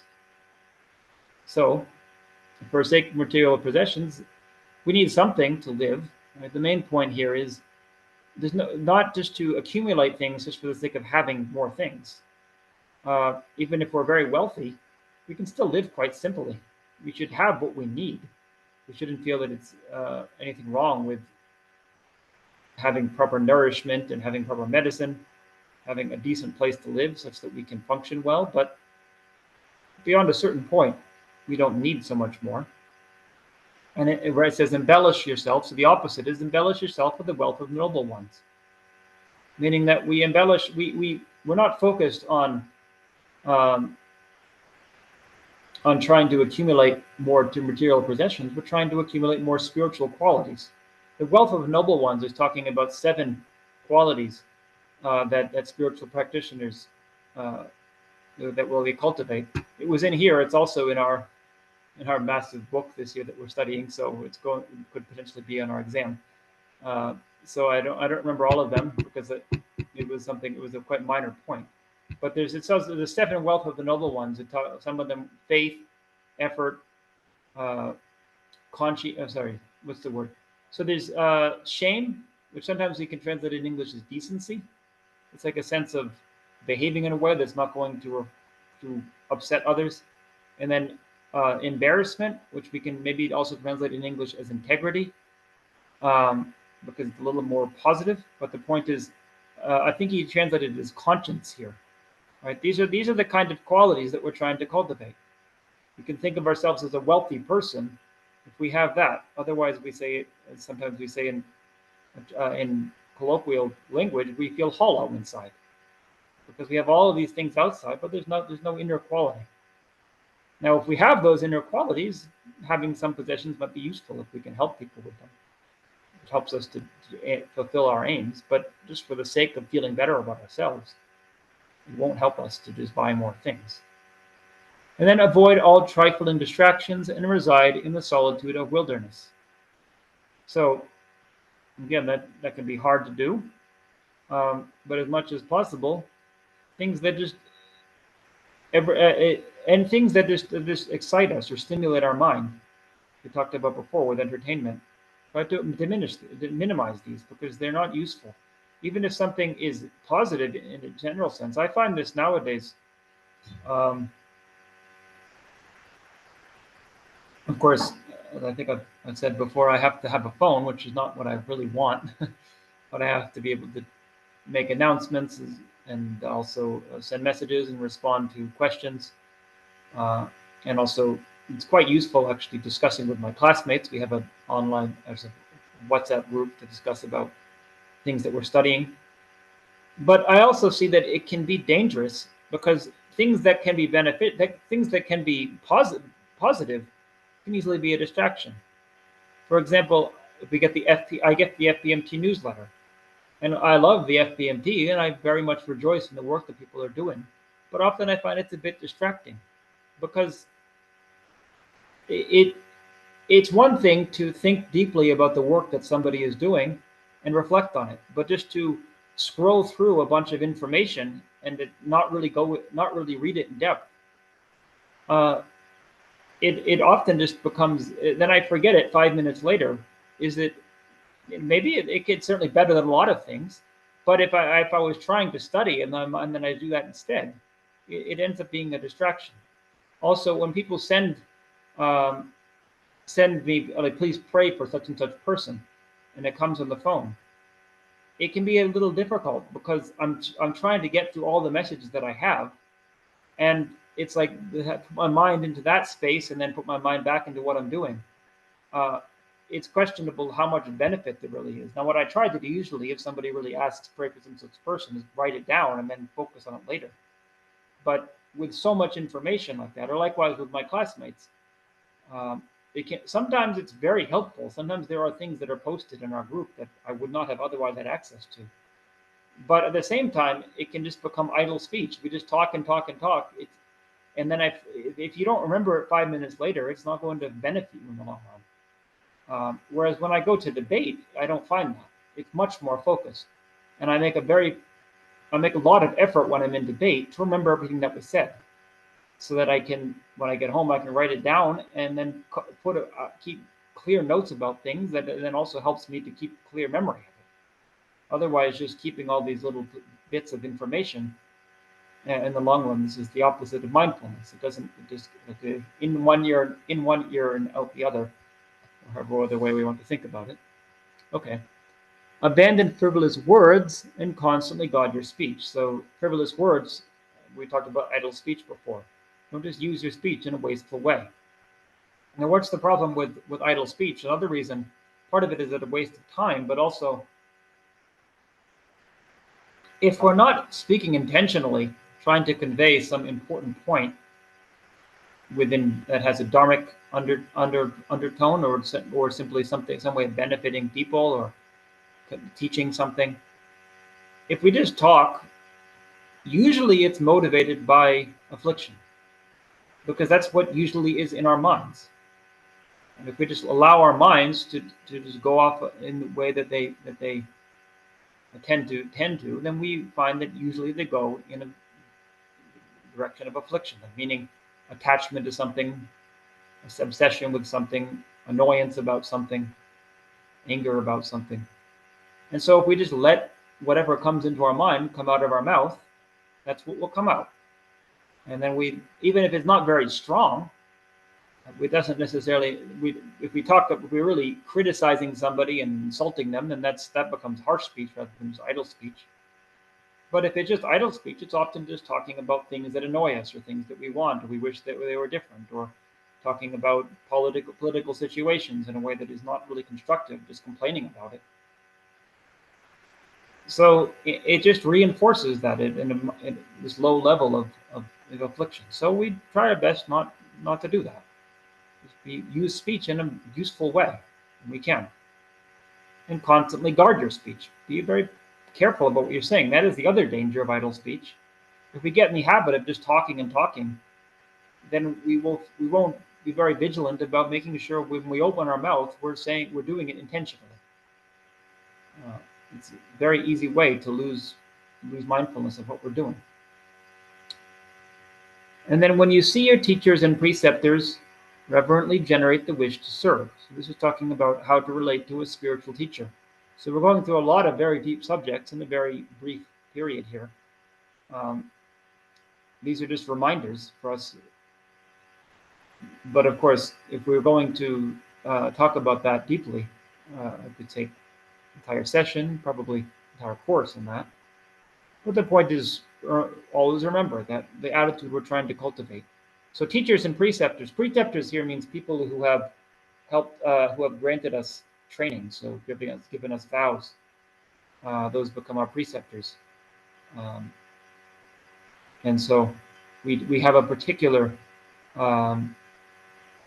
way to cultivate a particular mindset towards them, a sense of reverence, and also a sense of humility, and a sense of almost a bit of fear, right? In a positive way, that we don't want to do something that would upset their minds, because we promised in front of them to cultivate certain trainings.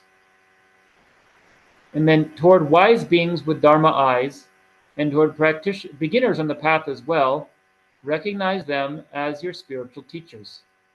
And so it's seeing the two opposites: people who are very advanced in the path, for Buddhas and Bodhisattvas, and then beginners as well. All of them we see as our spiritual teachers in different ways. We talked about that a bit earlier too. Like Shantideva says in his chapter on patience, that we have to always remember that there's two fields for merit. There's sentient beings and there's Buddhas. So we shouldn't think that sentient beings are obstructing our practice of the Buddha's teachings, because that is half the practice. Half of it is learning from very advanced teachers like the Buddha, and half of it is working with ordinary people. And we get just as much merit from that as we do from the practice of the teachings. For example, we have the 6 perfections. Think about that they're in order in terms of difficulty, and also in terms of how much merit is generated through practicing them. So generosity is first, whereas patience is third. So the practice of making offerings is part of the practice of generosity. So if somebody else obstructs that, then we have the opportunity to practice patience. We have actually more merit in that than we would if we had just made offerings. Rather than the other way around, that we get angry at them for obstructing our practice of offerings, then it actually just becomes harmful to ourselves as well. Recognize them as your spiritual teachers. And then, in fact, when you see any sentient being, view that one as your parent, your child, or your grandchild. So try to cultivate this view. We practice that in the trainings on how to cultivate bodhicitta, is to cultivate this sense of affection of sense of closeness with other sentient beings. Renounce negative friendships and rely on a spiritual friend. That's also an important point as we practice the spiritual path. Recognize the degree that our relations with others affect the way that of progress that we make on a path, or lack thereof, or the opposite direction, or backwards. It can be hard this way because, of course, you might have friends that we care about. So we have to know how to do this in the proper way, right? It does not by any means say that we give up compassion for anybody, but we have to know when particular friendships are harmful to us. If they're again, think about what we're trying to cultivate. What are the values that we are trying to cultivate, and are there friendships supporting that, or are they doing the opposite? And if they're doing the opposite, then if it's practical to do so, we have to think about whether it's good to distance ourselves from that person. If it's not possible, then we have to learn to practice patience with them. But we have to see when is it the right thing to do, and we'll also try to replace it with spiritual friends. It doesn't mean that we should just be completely alone. Oftentimes, the obstacle to doing so is that we feel, well, if I don't have this friendship, I don't have any. And so it's good if we can cultivate something different. This is why I always accept, as a monk, I always really encourage monastics to live in communities. I think it's essential. And this is one of the main arguments I use, is that I don't think anybody's just going to live completely alone unless they're very, very advanced. So you're going to have to seek out friends, and if you're a monastic and you're seeking out friends with lay people, then it's going to be extremely difficult to remain a monastic, because you don't like to be set apart from everybody else and do things differently the way they are, from the way they're doing it. So as lay people, if you want to practice Buddhism, similarly, it's good if we have friends who are Buddhist practitioners. So the reason I use that example is that as a monk, you need friendship. So it's good to be around, put yourself in a situation where you're likely to make friends with people who are also monastics, who will support your practice. So likewise, as Buddhists, we shouldn't just have no friends. So it's good to try to make friends with people who are also practitioners, and they will support us in what we're doing. It's a lot easier to practice when we're in a community. It just carries us along, rather than trying to do everything ourselves. And rely on a spiritual friend. So that means both a teacher. Spiritual friend is the general term for teacher. Gache, which is Kalyana Mitra, right? Spirit, it's a virtuous friend. But also our peers, people who are practicing the same path as us. And then discard hostile and unhappy mental states. And so what does that mean? I don't know if anyone would argue with that. If I could just throw my unhappy mental state in the trash, why would I not do that? Right? But I think we have to think about the degree that we actually do reinforce these things. Right? Like Shantideva talks about in the Bodhisattva Charyavatara, Chila Jungkyan Dagi Ningawe Ini Trukni Cha, Miro Chekyan Do Midrup, so whatever happens, I should not disturb my mental joy. Being unhappy about the situation is not going to get me what I want. It will only cause my virtue to decline. Right? So the degree to which we just cling to things, we just make a big deal out of things, whereas we try to keep a happy mind about it. Whatever happens, we make a determination, I'm going to try to keep a positive attitude about this. Whether we feel depressed is a little bit of a different question. And if we have a very heavy emotion, we can't just throw it away. But to the degree we can, we can change our attitude. And so just seeing it as a positive thing, or even not that we see it as positive per se, but allowing ourselves to come under the sway, it's almost like addiction to unhappy mental states, to unhappy ways of thinking. That is going to be harmful to our own practice, and we can change that. It's not always easy. And it says, venture forth to where happiness lies. What does that mean? I'd actually have to think about that a bit too. I can give my interpretation, but it's hard to know in this text. Um, so I can think about it as we can either think about it as mentally, putting us and ourselves in a situation where we create um, create positive mental states, or thinking about putting ourselves in better situations externally. Um, or we could think about, maybe it's talking about, it's quite likely it is talking about following the path to enlightenment. That is true happiness. Venture forth to that, rather than wallowing in a sense of self pity, or a sense of even just self deprecation. I can't do it. It's not possible for me, and I'm so unfortunate that I'll never get there. Like, have a venture. It's a nice word in English. Go forth boldly. Uh, the one of the uh, stanzas we often recite here, whenever we have monastic gatherings. At the end, we always recite Sambar Chajing Yuwarcha, Sangit La Jubarcha, Dambu Kimla Lang Chenjin, Shira Dini Shumbarcha. It's very powerful. So this is saying, the Buddha is saying, begin, go forth, enter into the teachings of the Buddha. In the way that an elephant would trample a house of reeds, in the same way destroy the Lord of Death. So we have to have such an attitude. We're going forth boldly on an unprecedented path. It's not something that most people do.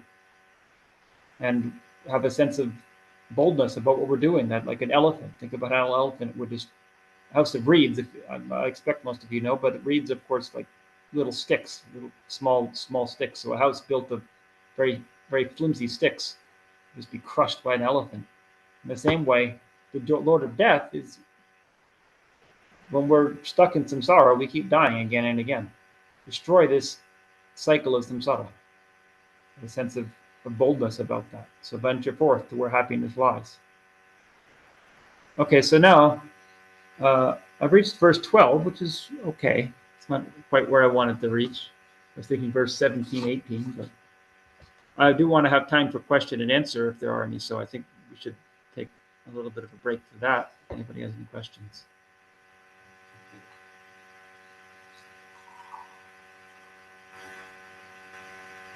You know, it's not much point in my wearing these headphones when I'm not speaking into the speaker. So I'll try to listen to the computer speaker. Yeah, please, go ahead. You need to turn on your speaker. Sorry. So I have three questions. The first one is, what is the name of right at the beginning, you said Thomas someone or the other, that, Oh, Thomas Merton. how do you spell that? Oh, Thomas, Yeah, Thomas, Thomas I and know. then Merton, Merton. Yeah, Merton, okay. And the Just to give name, you, well, I can just tell you a little bit about him and some of the books that I liked of his, if you like. yeah, yes, Um, please. yeah, Thomas Merton actually, he was a very famous author uh, in the last century in America. I think his autobiography, which I mentioned, that was his first book, which is called The Seven-Story Mountain. I think it was like one of the top 10 best-selling books of the 20th century, something like that. It was overwhelmingly popular. It was not what he expected, but that established him. And then later he wrote a lot of books and really helped to uh, have it have monasticism, at least in the Christian context, have a little bit of a revival in America. People started to see it as something viable path. Um, and so when I was a young person, what actually I think what how I got involved with that was when I visited Thich Nhat Hanh in France.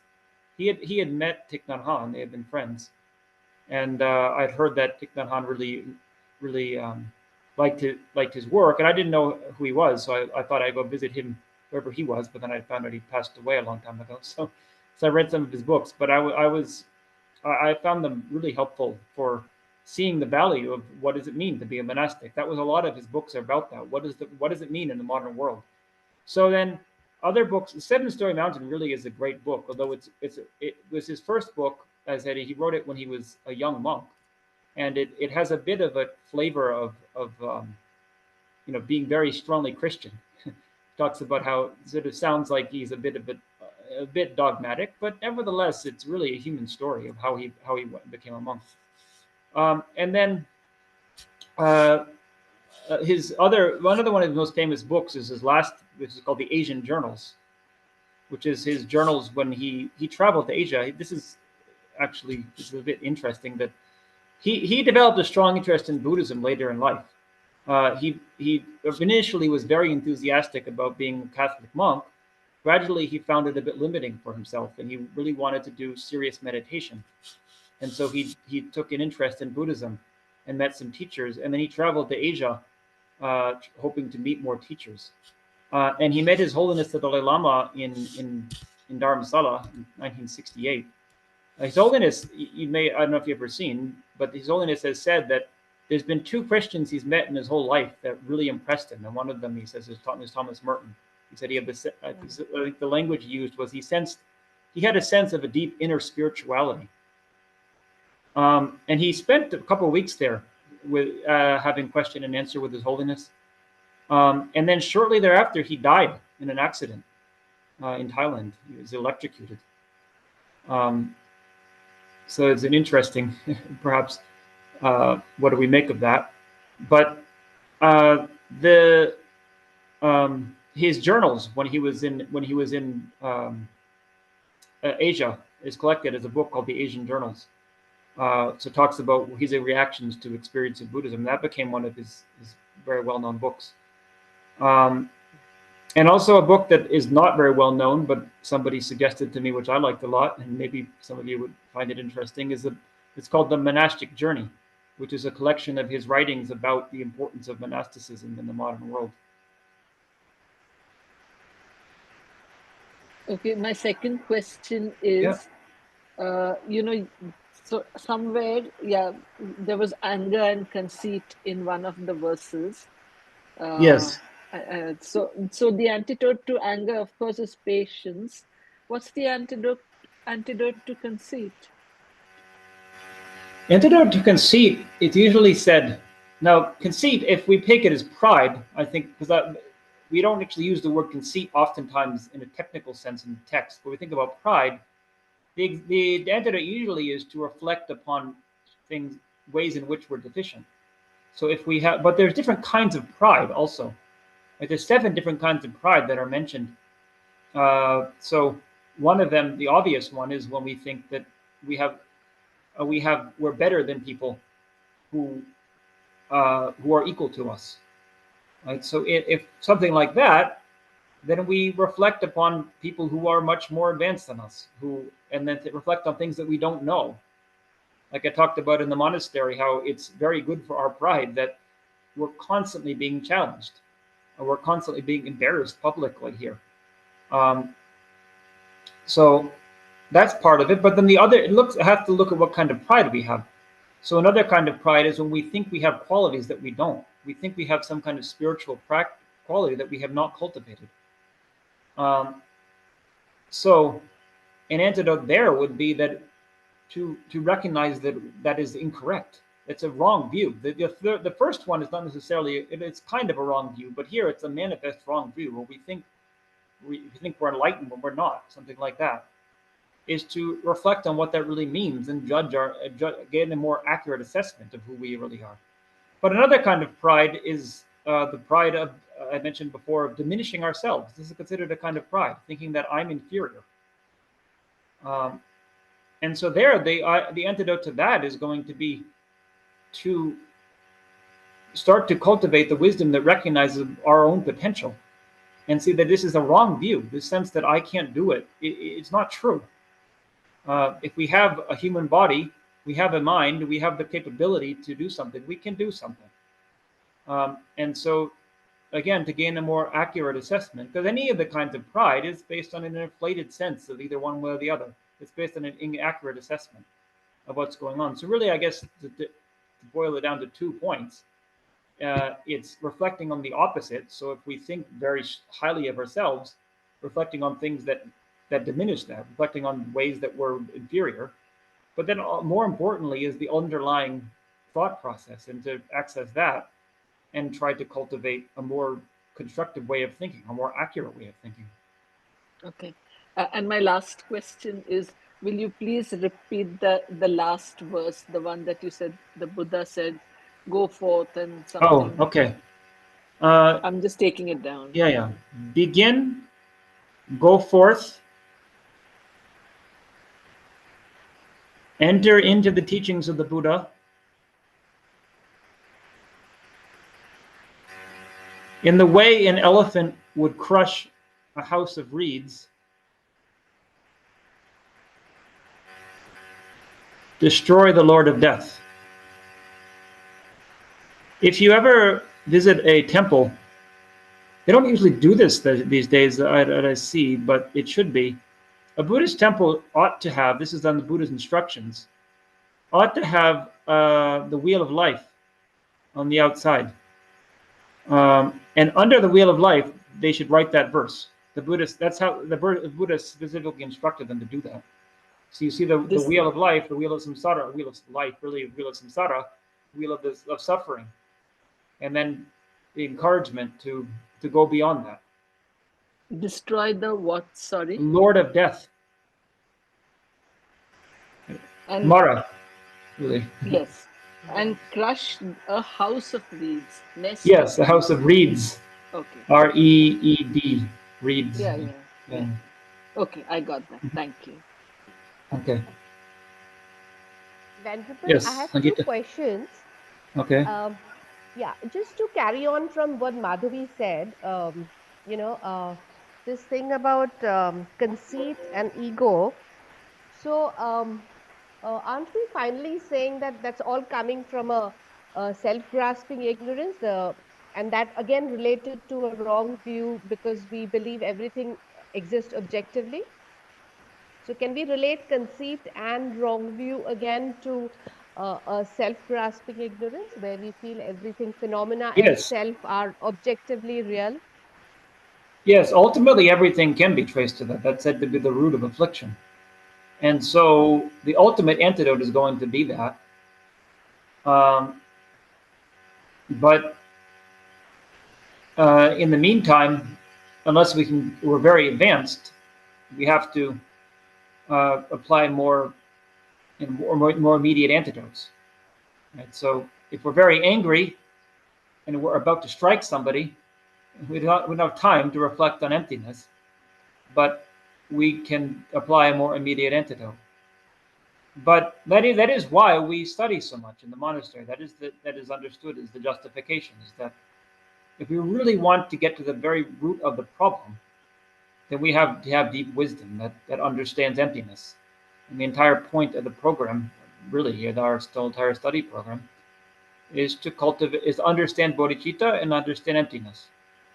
And if we understand emptiness, it says the renunciation, the ability to not follow negative mental states will be much stronger than if it's just through the coarser ways of meditating or reflecting. Right. And the second question, Venerable, was when you talk about meta awareness, are we really talking about a self-cognizing mind? Because we're saying there is a mind which is watching my mind. Hmm. So That's is a that the very self? good question. Yeah, I've actually had that question too, and I've not gotten.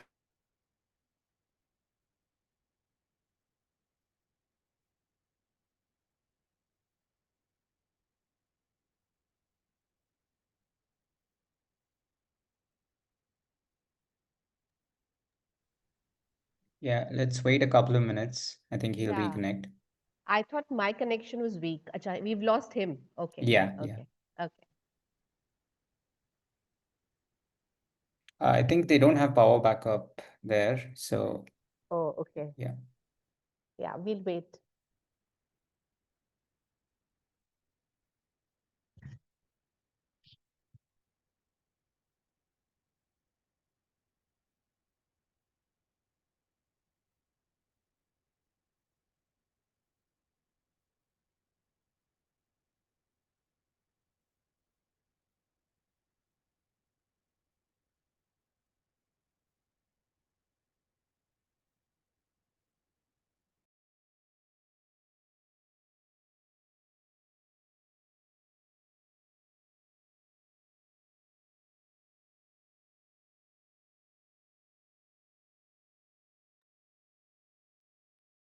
Anshu, why don't you message him? Yeah, I've already done that, yes.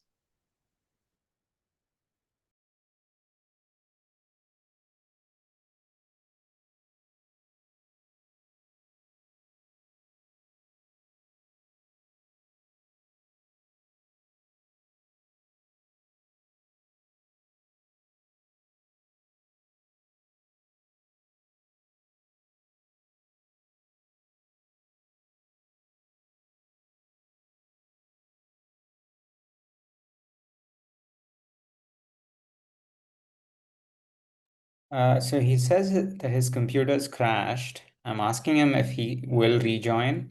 Just waiting for a response. Okay, yeah, thanks.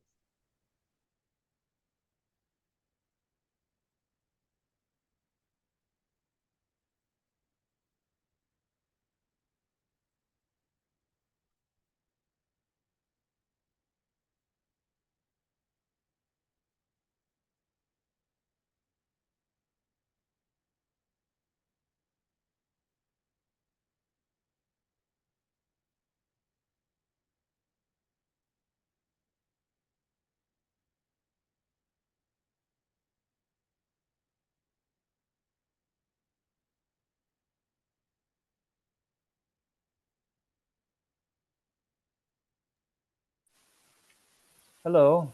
Yeah, Sorry for that. yes. Okay, now my speaker's working and my headphones after all that time. Okay. Yeah. Okay, it's much better audio quality from my side here than before. Okay, so yeah, in terms of what mind is observing the other one, in the Prasangika understanding, it's the only school that really sees it this way, is that one mind can ultimately be aware of itself. It's some question, though, as to whether that they mean that in this context per se, but it does seem to be that they're saying that, for example, if I am apprehending an object, for example, if I'm angry at somebody, there's also the part of that mind is just being aware of the object itself. But there's an object appearing to the mind, and then as a result of that, we say implicitly understanding that the mind is experiencing that. Mind doesn't see itself per se. Some of the other schools, this is a big point in Buddhist philosophy. Some of the other schools say that there is what they call a self-cognizer, right? That the mind, there's an aspect of mind that is aware of mind and experiencing mind directly. Whereas in the Prasangika system, they do not accept that. Mind, it's not impossible. It would be kind of infinite regress if mind experienced itself. It has to do with the understanding of what actually consciousness is. This also has to do with their understanding of emptiness. But when we experience something, we experience it as it experience. So we know that we're experiencing it. We know that we have experience, and so we can actually enhance that degree of awareness. So even when we have anger, there's also the aspect of just knowing that this is what's happening in the mind. Um, and so it's hard. It's not that we have two different minds per se. It's not like you have the mind of um, that is aware of the mind, and then the mind that is aware of the external thing, and then one is looking at the other, like across the room or something. It's simply the quality of mind that is aware of what's happening in the what is it perceiving. Um, but it also, we talk about, so if you have we have the term Mahamudra meditation in the terms of the sutra understanding of it, has to do with focusing on mind as the mental object, as our meditative object. And there's a big question about what that really means. Uh, how do we take mind as an object? Um, but I think it's relevant here that there's a way of which we talk about kind of the view from nowhere. It's not like you experience it that I'm outside looking in at my mind or looking at it from any particular angle. It's simply having an awareness, and that's hard to cultivate because it's hard to express. But gradually we can do that. We can have a degree of that. And actually, that's why we call it Mahamudra meditation. If somebody does that to a high degree, they're able to recognize the emptiness of their mind, that their mind is not inherently existent, through uh, that experience of both being aware of being aware at the same time, that where they're aware of this awareness, and then see, what is it? Where is it? How does it exist?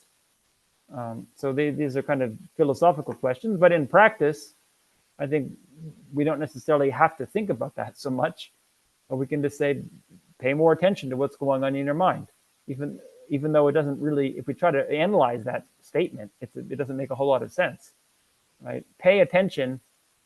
So that's the first thing. It's addressing to what's going on in your mind. So it's implying three different things. There's the person who's being addressed, there's the mind, and then it belongs to them. Right? But that if we actually analyze it, it doesn't make any sense at all. But this is, the Prasangika says that it's not that different from anything else.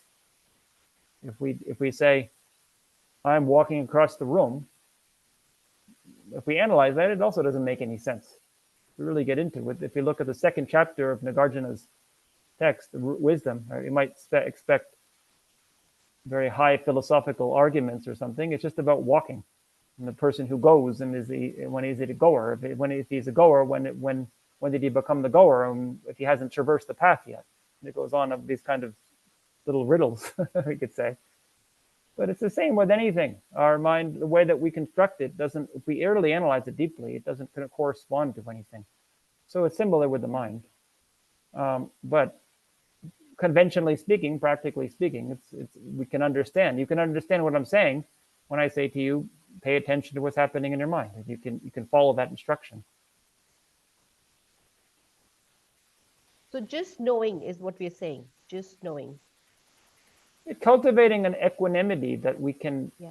It's like, so the example they use is like a spy. That's why I think he used to translate awareness as vigilance. The word they use actually in Tibetan is charakyan, which means like a sentry, right? So you're standing like somebody who's standing at the palace gates and just noticing who's coming in and out. So cultivate that ability that they don't see you, because if they did, they're going to change how they behave. That then you've lost your vantage point. That it's a useful analogy in meditation or just in awareness in life, right? If we actively try to manipulate it, it won't behave in the way that it was just projected to do. But we want to be able to see that, how is it doing? What is it doing when it doesn't know that we're looking, right? Again, if we analyze that, it doesn't make any sense, but it's very useful, and it might resonate with our own experience. Thank you. Yeah. Venerable Gache, I had a question. Okay. Yeah, So you said tenaciously holding on to a view can lead to like a loss of morality, I think. yes. Okay. Undermine morality. Yeah. Yeah. So I know that in other teachings, we've like teachers have warned us not to hold on to the Dharma itself also as something, it is not something to be held on very tightly. I was just wondering if holding on to the Dharma itself also can lead to a loss of morality. Does that apply to that also? I think in an extreme way it can, but I think in general, you're right. I agree that holding on to the Dharma is something to avoid. We talk about that in the teachings a lot about anything, and if we hold the Buddha to be truly existent, that is an obstacle to the cultivating the Bodhisattva path, or to cultivating the path to enlightenment. But I also think it's better than some views. Holding tenaciously to the Dharmic view is better than holding tenaciously to a view that of racial inferiority or something like that. But if it's to the extreme, we see this. I mean, for example, and I don't like to point the figure other outside, because I'm sure it actually, I know it does happen in Tibetan culture as well. But I've read about, for example, some monks in Burma who were then basically justifying killing of the Rohingyas, however you pronounce it, because of they are threatening to Buddhism. Right? Then that's like anything; it becomes extreme. But in less extreme ways, it certainly can be harmful. And so morality also has to be, to the degree that we cultivate right view, that degree we can be more moral. And so if even if it's not that we're having the where there's justifying killing people or doing other very harmful negative actions, still in subtle ways, it can undermine morality to a certain extent. If we think that here we are in the monastery and we think that the monastery is just the best field of merit and nothing else is useful, then the result is that the monastery hoards lots of wealth and the people in the surrounding area are poor and nobody tries to care for them because the view is that it's more important to enhance the monastery because there's more merit in that. And that has happened historically and it continues to happen today. So, and some people would see that as immoral, that there's thereby a kind of unfairness, at least maybe not immoral per se, but a very unfair view, and it can whatever extreme it goes. So we have to be very careful. That's why Buddhism puts such an emphasis on views. All behavior and thought, everything is an outflow of our beliefs, and so the more they can be in accord with the subtleties of the way things actually are, then the more they will be able to respond to it in an effective way.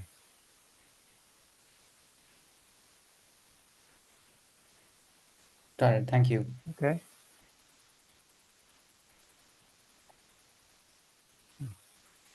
I have a question to Yes, Tenzin. please. Firstly, I thank you. I'm with my wife here in Brazil, Hello. Rio de Janeiro. I thank you a lot Hello. for our teachings. It was very, very important for us to be in contact with the Dharma. And everything you said makes me remember how happy I was when I was a child, free from disturbing emotions, from shy to be kind, to be worry about everything around. And during the teenage time, everything that adults around are experiencing comes to my mind. I come to be shy, not to be confident, not to go to the beach and be free and have fun, and begin to lose almost everything, the inner well-being I had inside my mind. And I realized the adults are much more miserable than children. And I think in some point I was doing the same. And I don't know if it's a cultural thing, but here I see most of the adults doing the same thing with the children, like taking off the freedom of being good, to feel good, to be free, things that make us miserable. And I think it's kind of cultural because I see much of the suffering around. And understanding this, my question is it more effective to try to pass this knowledge to the teenagers? Because this point is where I realize they are losing it all we are talking about. Because for adults, for we adults, we need to get back to where we lose this to rebuild our mind. But for them, they are starting to lose this.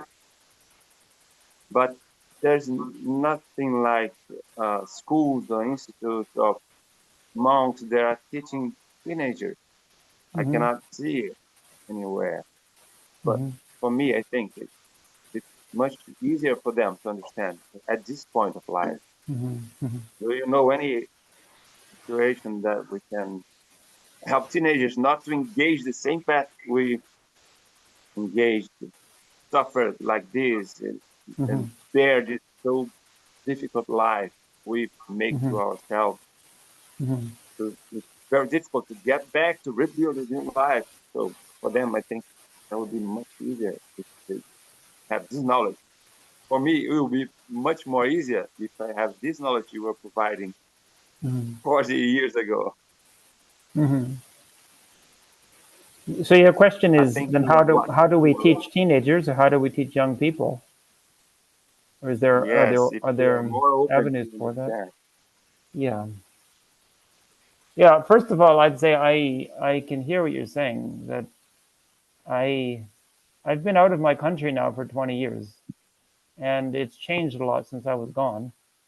And of course, there's always a danger that as we get older, we romanticize what it was like when I was a child and this or that. But at the same time, I do feel, looking at what evidence I have, that the young people in my country these days do not have the same opportunities that I did, in terms of that they it's not that they don't have access to information, but they have too much information. And then being able to thereby, like I was very fortunate to encounter excellent Buddhist teachers and follow them quite single pointedly. It's a lot. There's not. It's actually harder for that to happen. And there's also, as I mentioned, the sense that it seems that there's losing touch with the wisdom of our own culture. I've also speak to my former teachers, and they're comparing what it was like when I was a student there to the students now, and also meeting young people, some of them who come here to ordain in our monastery, and hearing about what's sort of the way things are going. It's not that it's entirely absent. Obviously, some of them ordained and they came here, but it seems that there is a bit of a loss, kind of it's getting lost in a shuffle. We could say that it's not just it's harder to come by that. So, with that, sort of, what do we do? I agree. I would also really like to be in my country and be teaching on people, or be doing the same thing here. And it depends on where somebody is. Personally, for myself, I made a very strong decision about being a monastic, and also a sense that as you said, the sense of wanting to be able to cultivate, to give them something. And that's a very important teaching within Buddhism, is that in order to teach others, you have to cultivate it yourself. It's not enough just to gain a little bit of understanding of the Buddhist teachings and then go spreading that. I mean, certain cases that might work if we do it properly, but it also can be harmful if we thereby distort the teaching, or haven't cultivated enough inner strength that actually then it leads to scandal, or it leads to just losing inner stability, and then becoming, not actually developing on the path ourselves. But not everyone. There's different degrees of that. So as monks, we take that to quite the extreme. But as lay people, there are opportunities to teach, and within our organization, I'm not sure if you're involved at all, but with the FPMT, um, they have certain groups that are working to educate young people. Lama Zopa Rinpoche was actually really enthusiastic about that, and he really encouraged it. Actually, when I was a young person, he asked me to get involved in it, but there was not a lot of opportunity where I was at that time with that organization. But anyway, he had really tried to put together a way of teaching young people.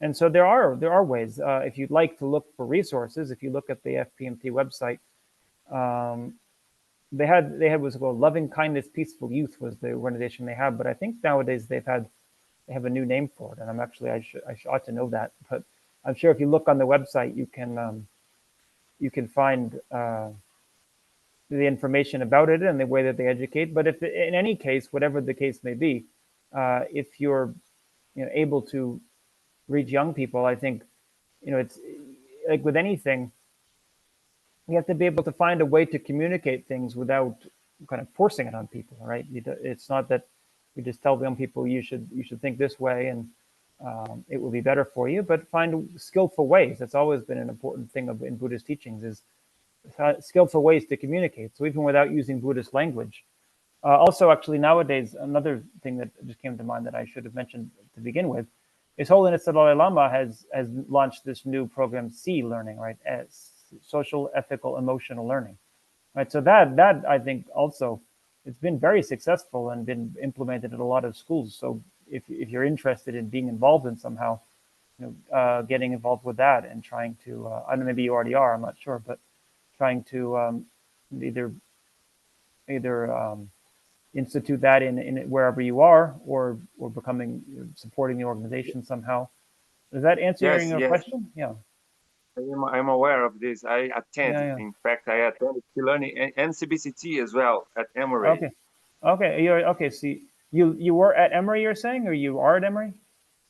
Now I am in Brazil, but I Right. attended to You CBCT. attended at Emory. Yeah. Yeah. Yes, I'm a teacher of CBCT Okay.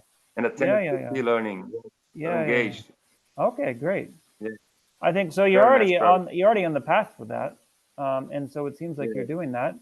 I think maybe you already doing. Again, I don't know you, so I can't say that you are already doing this. But one thing I would just suggest is always, like I said before, we really emphasize also cultivating it within yourself. And so, the more you're able to cultivate this path within yourself, then the more effective you'll be able to be in explaining it and teaching it to others, and just being an example for others. yes, totally agree. Absolutely Yeah, agree. Yes. yeah, I thank you a lot for your time and for your teaching. It was very yeah. Thank precious you. morning. Having you all the way around the world here. Yeah. And you have a great night, great Thank you. evening, and great night, Okay, thank everyone. you. Yeah, Thank you very much. thank you a lot. Yeah.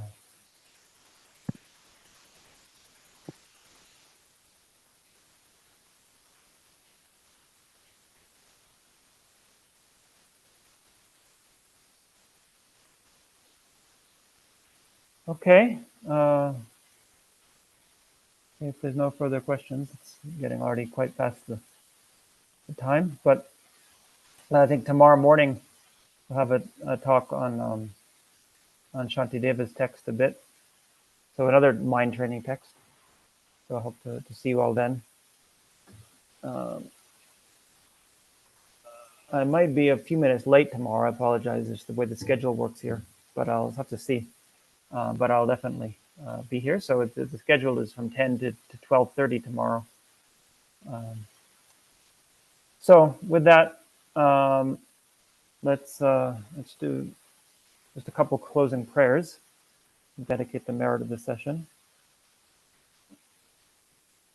So through this virtue, may I quickly attain the state of a fully enlightened Guru Buddha, such that I'm able to place for each and every sentient being in that state. Through the precious mind of Bodhicitta, not yet born, arise and grow. May that arisen not decline, but increase forevermore.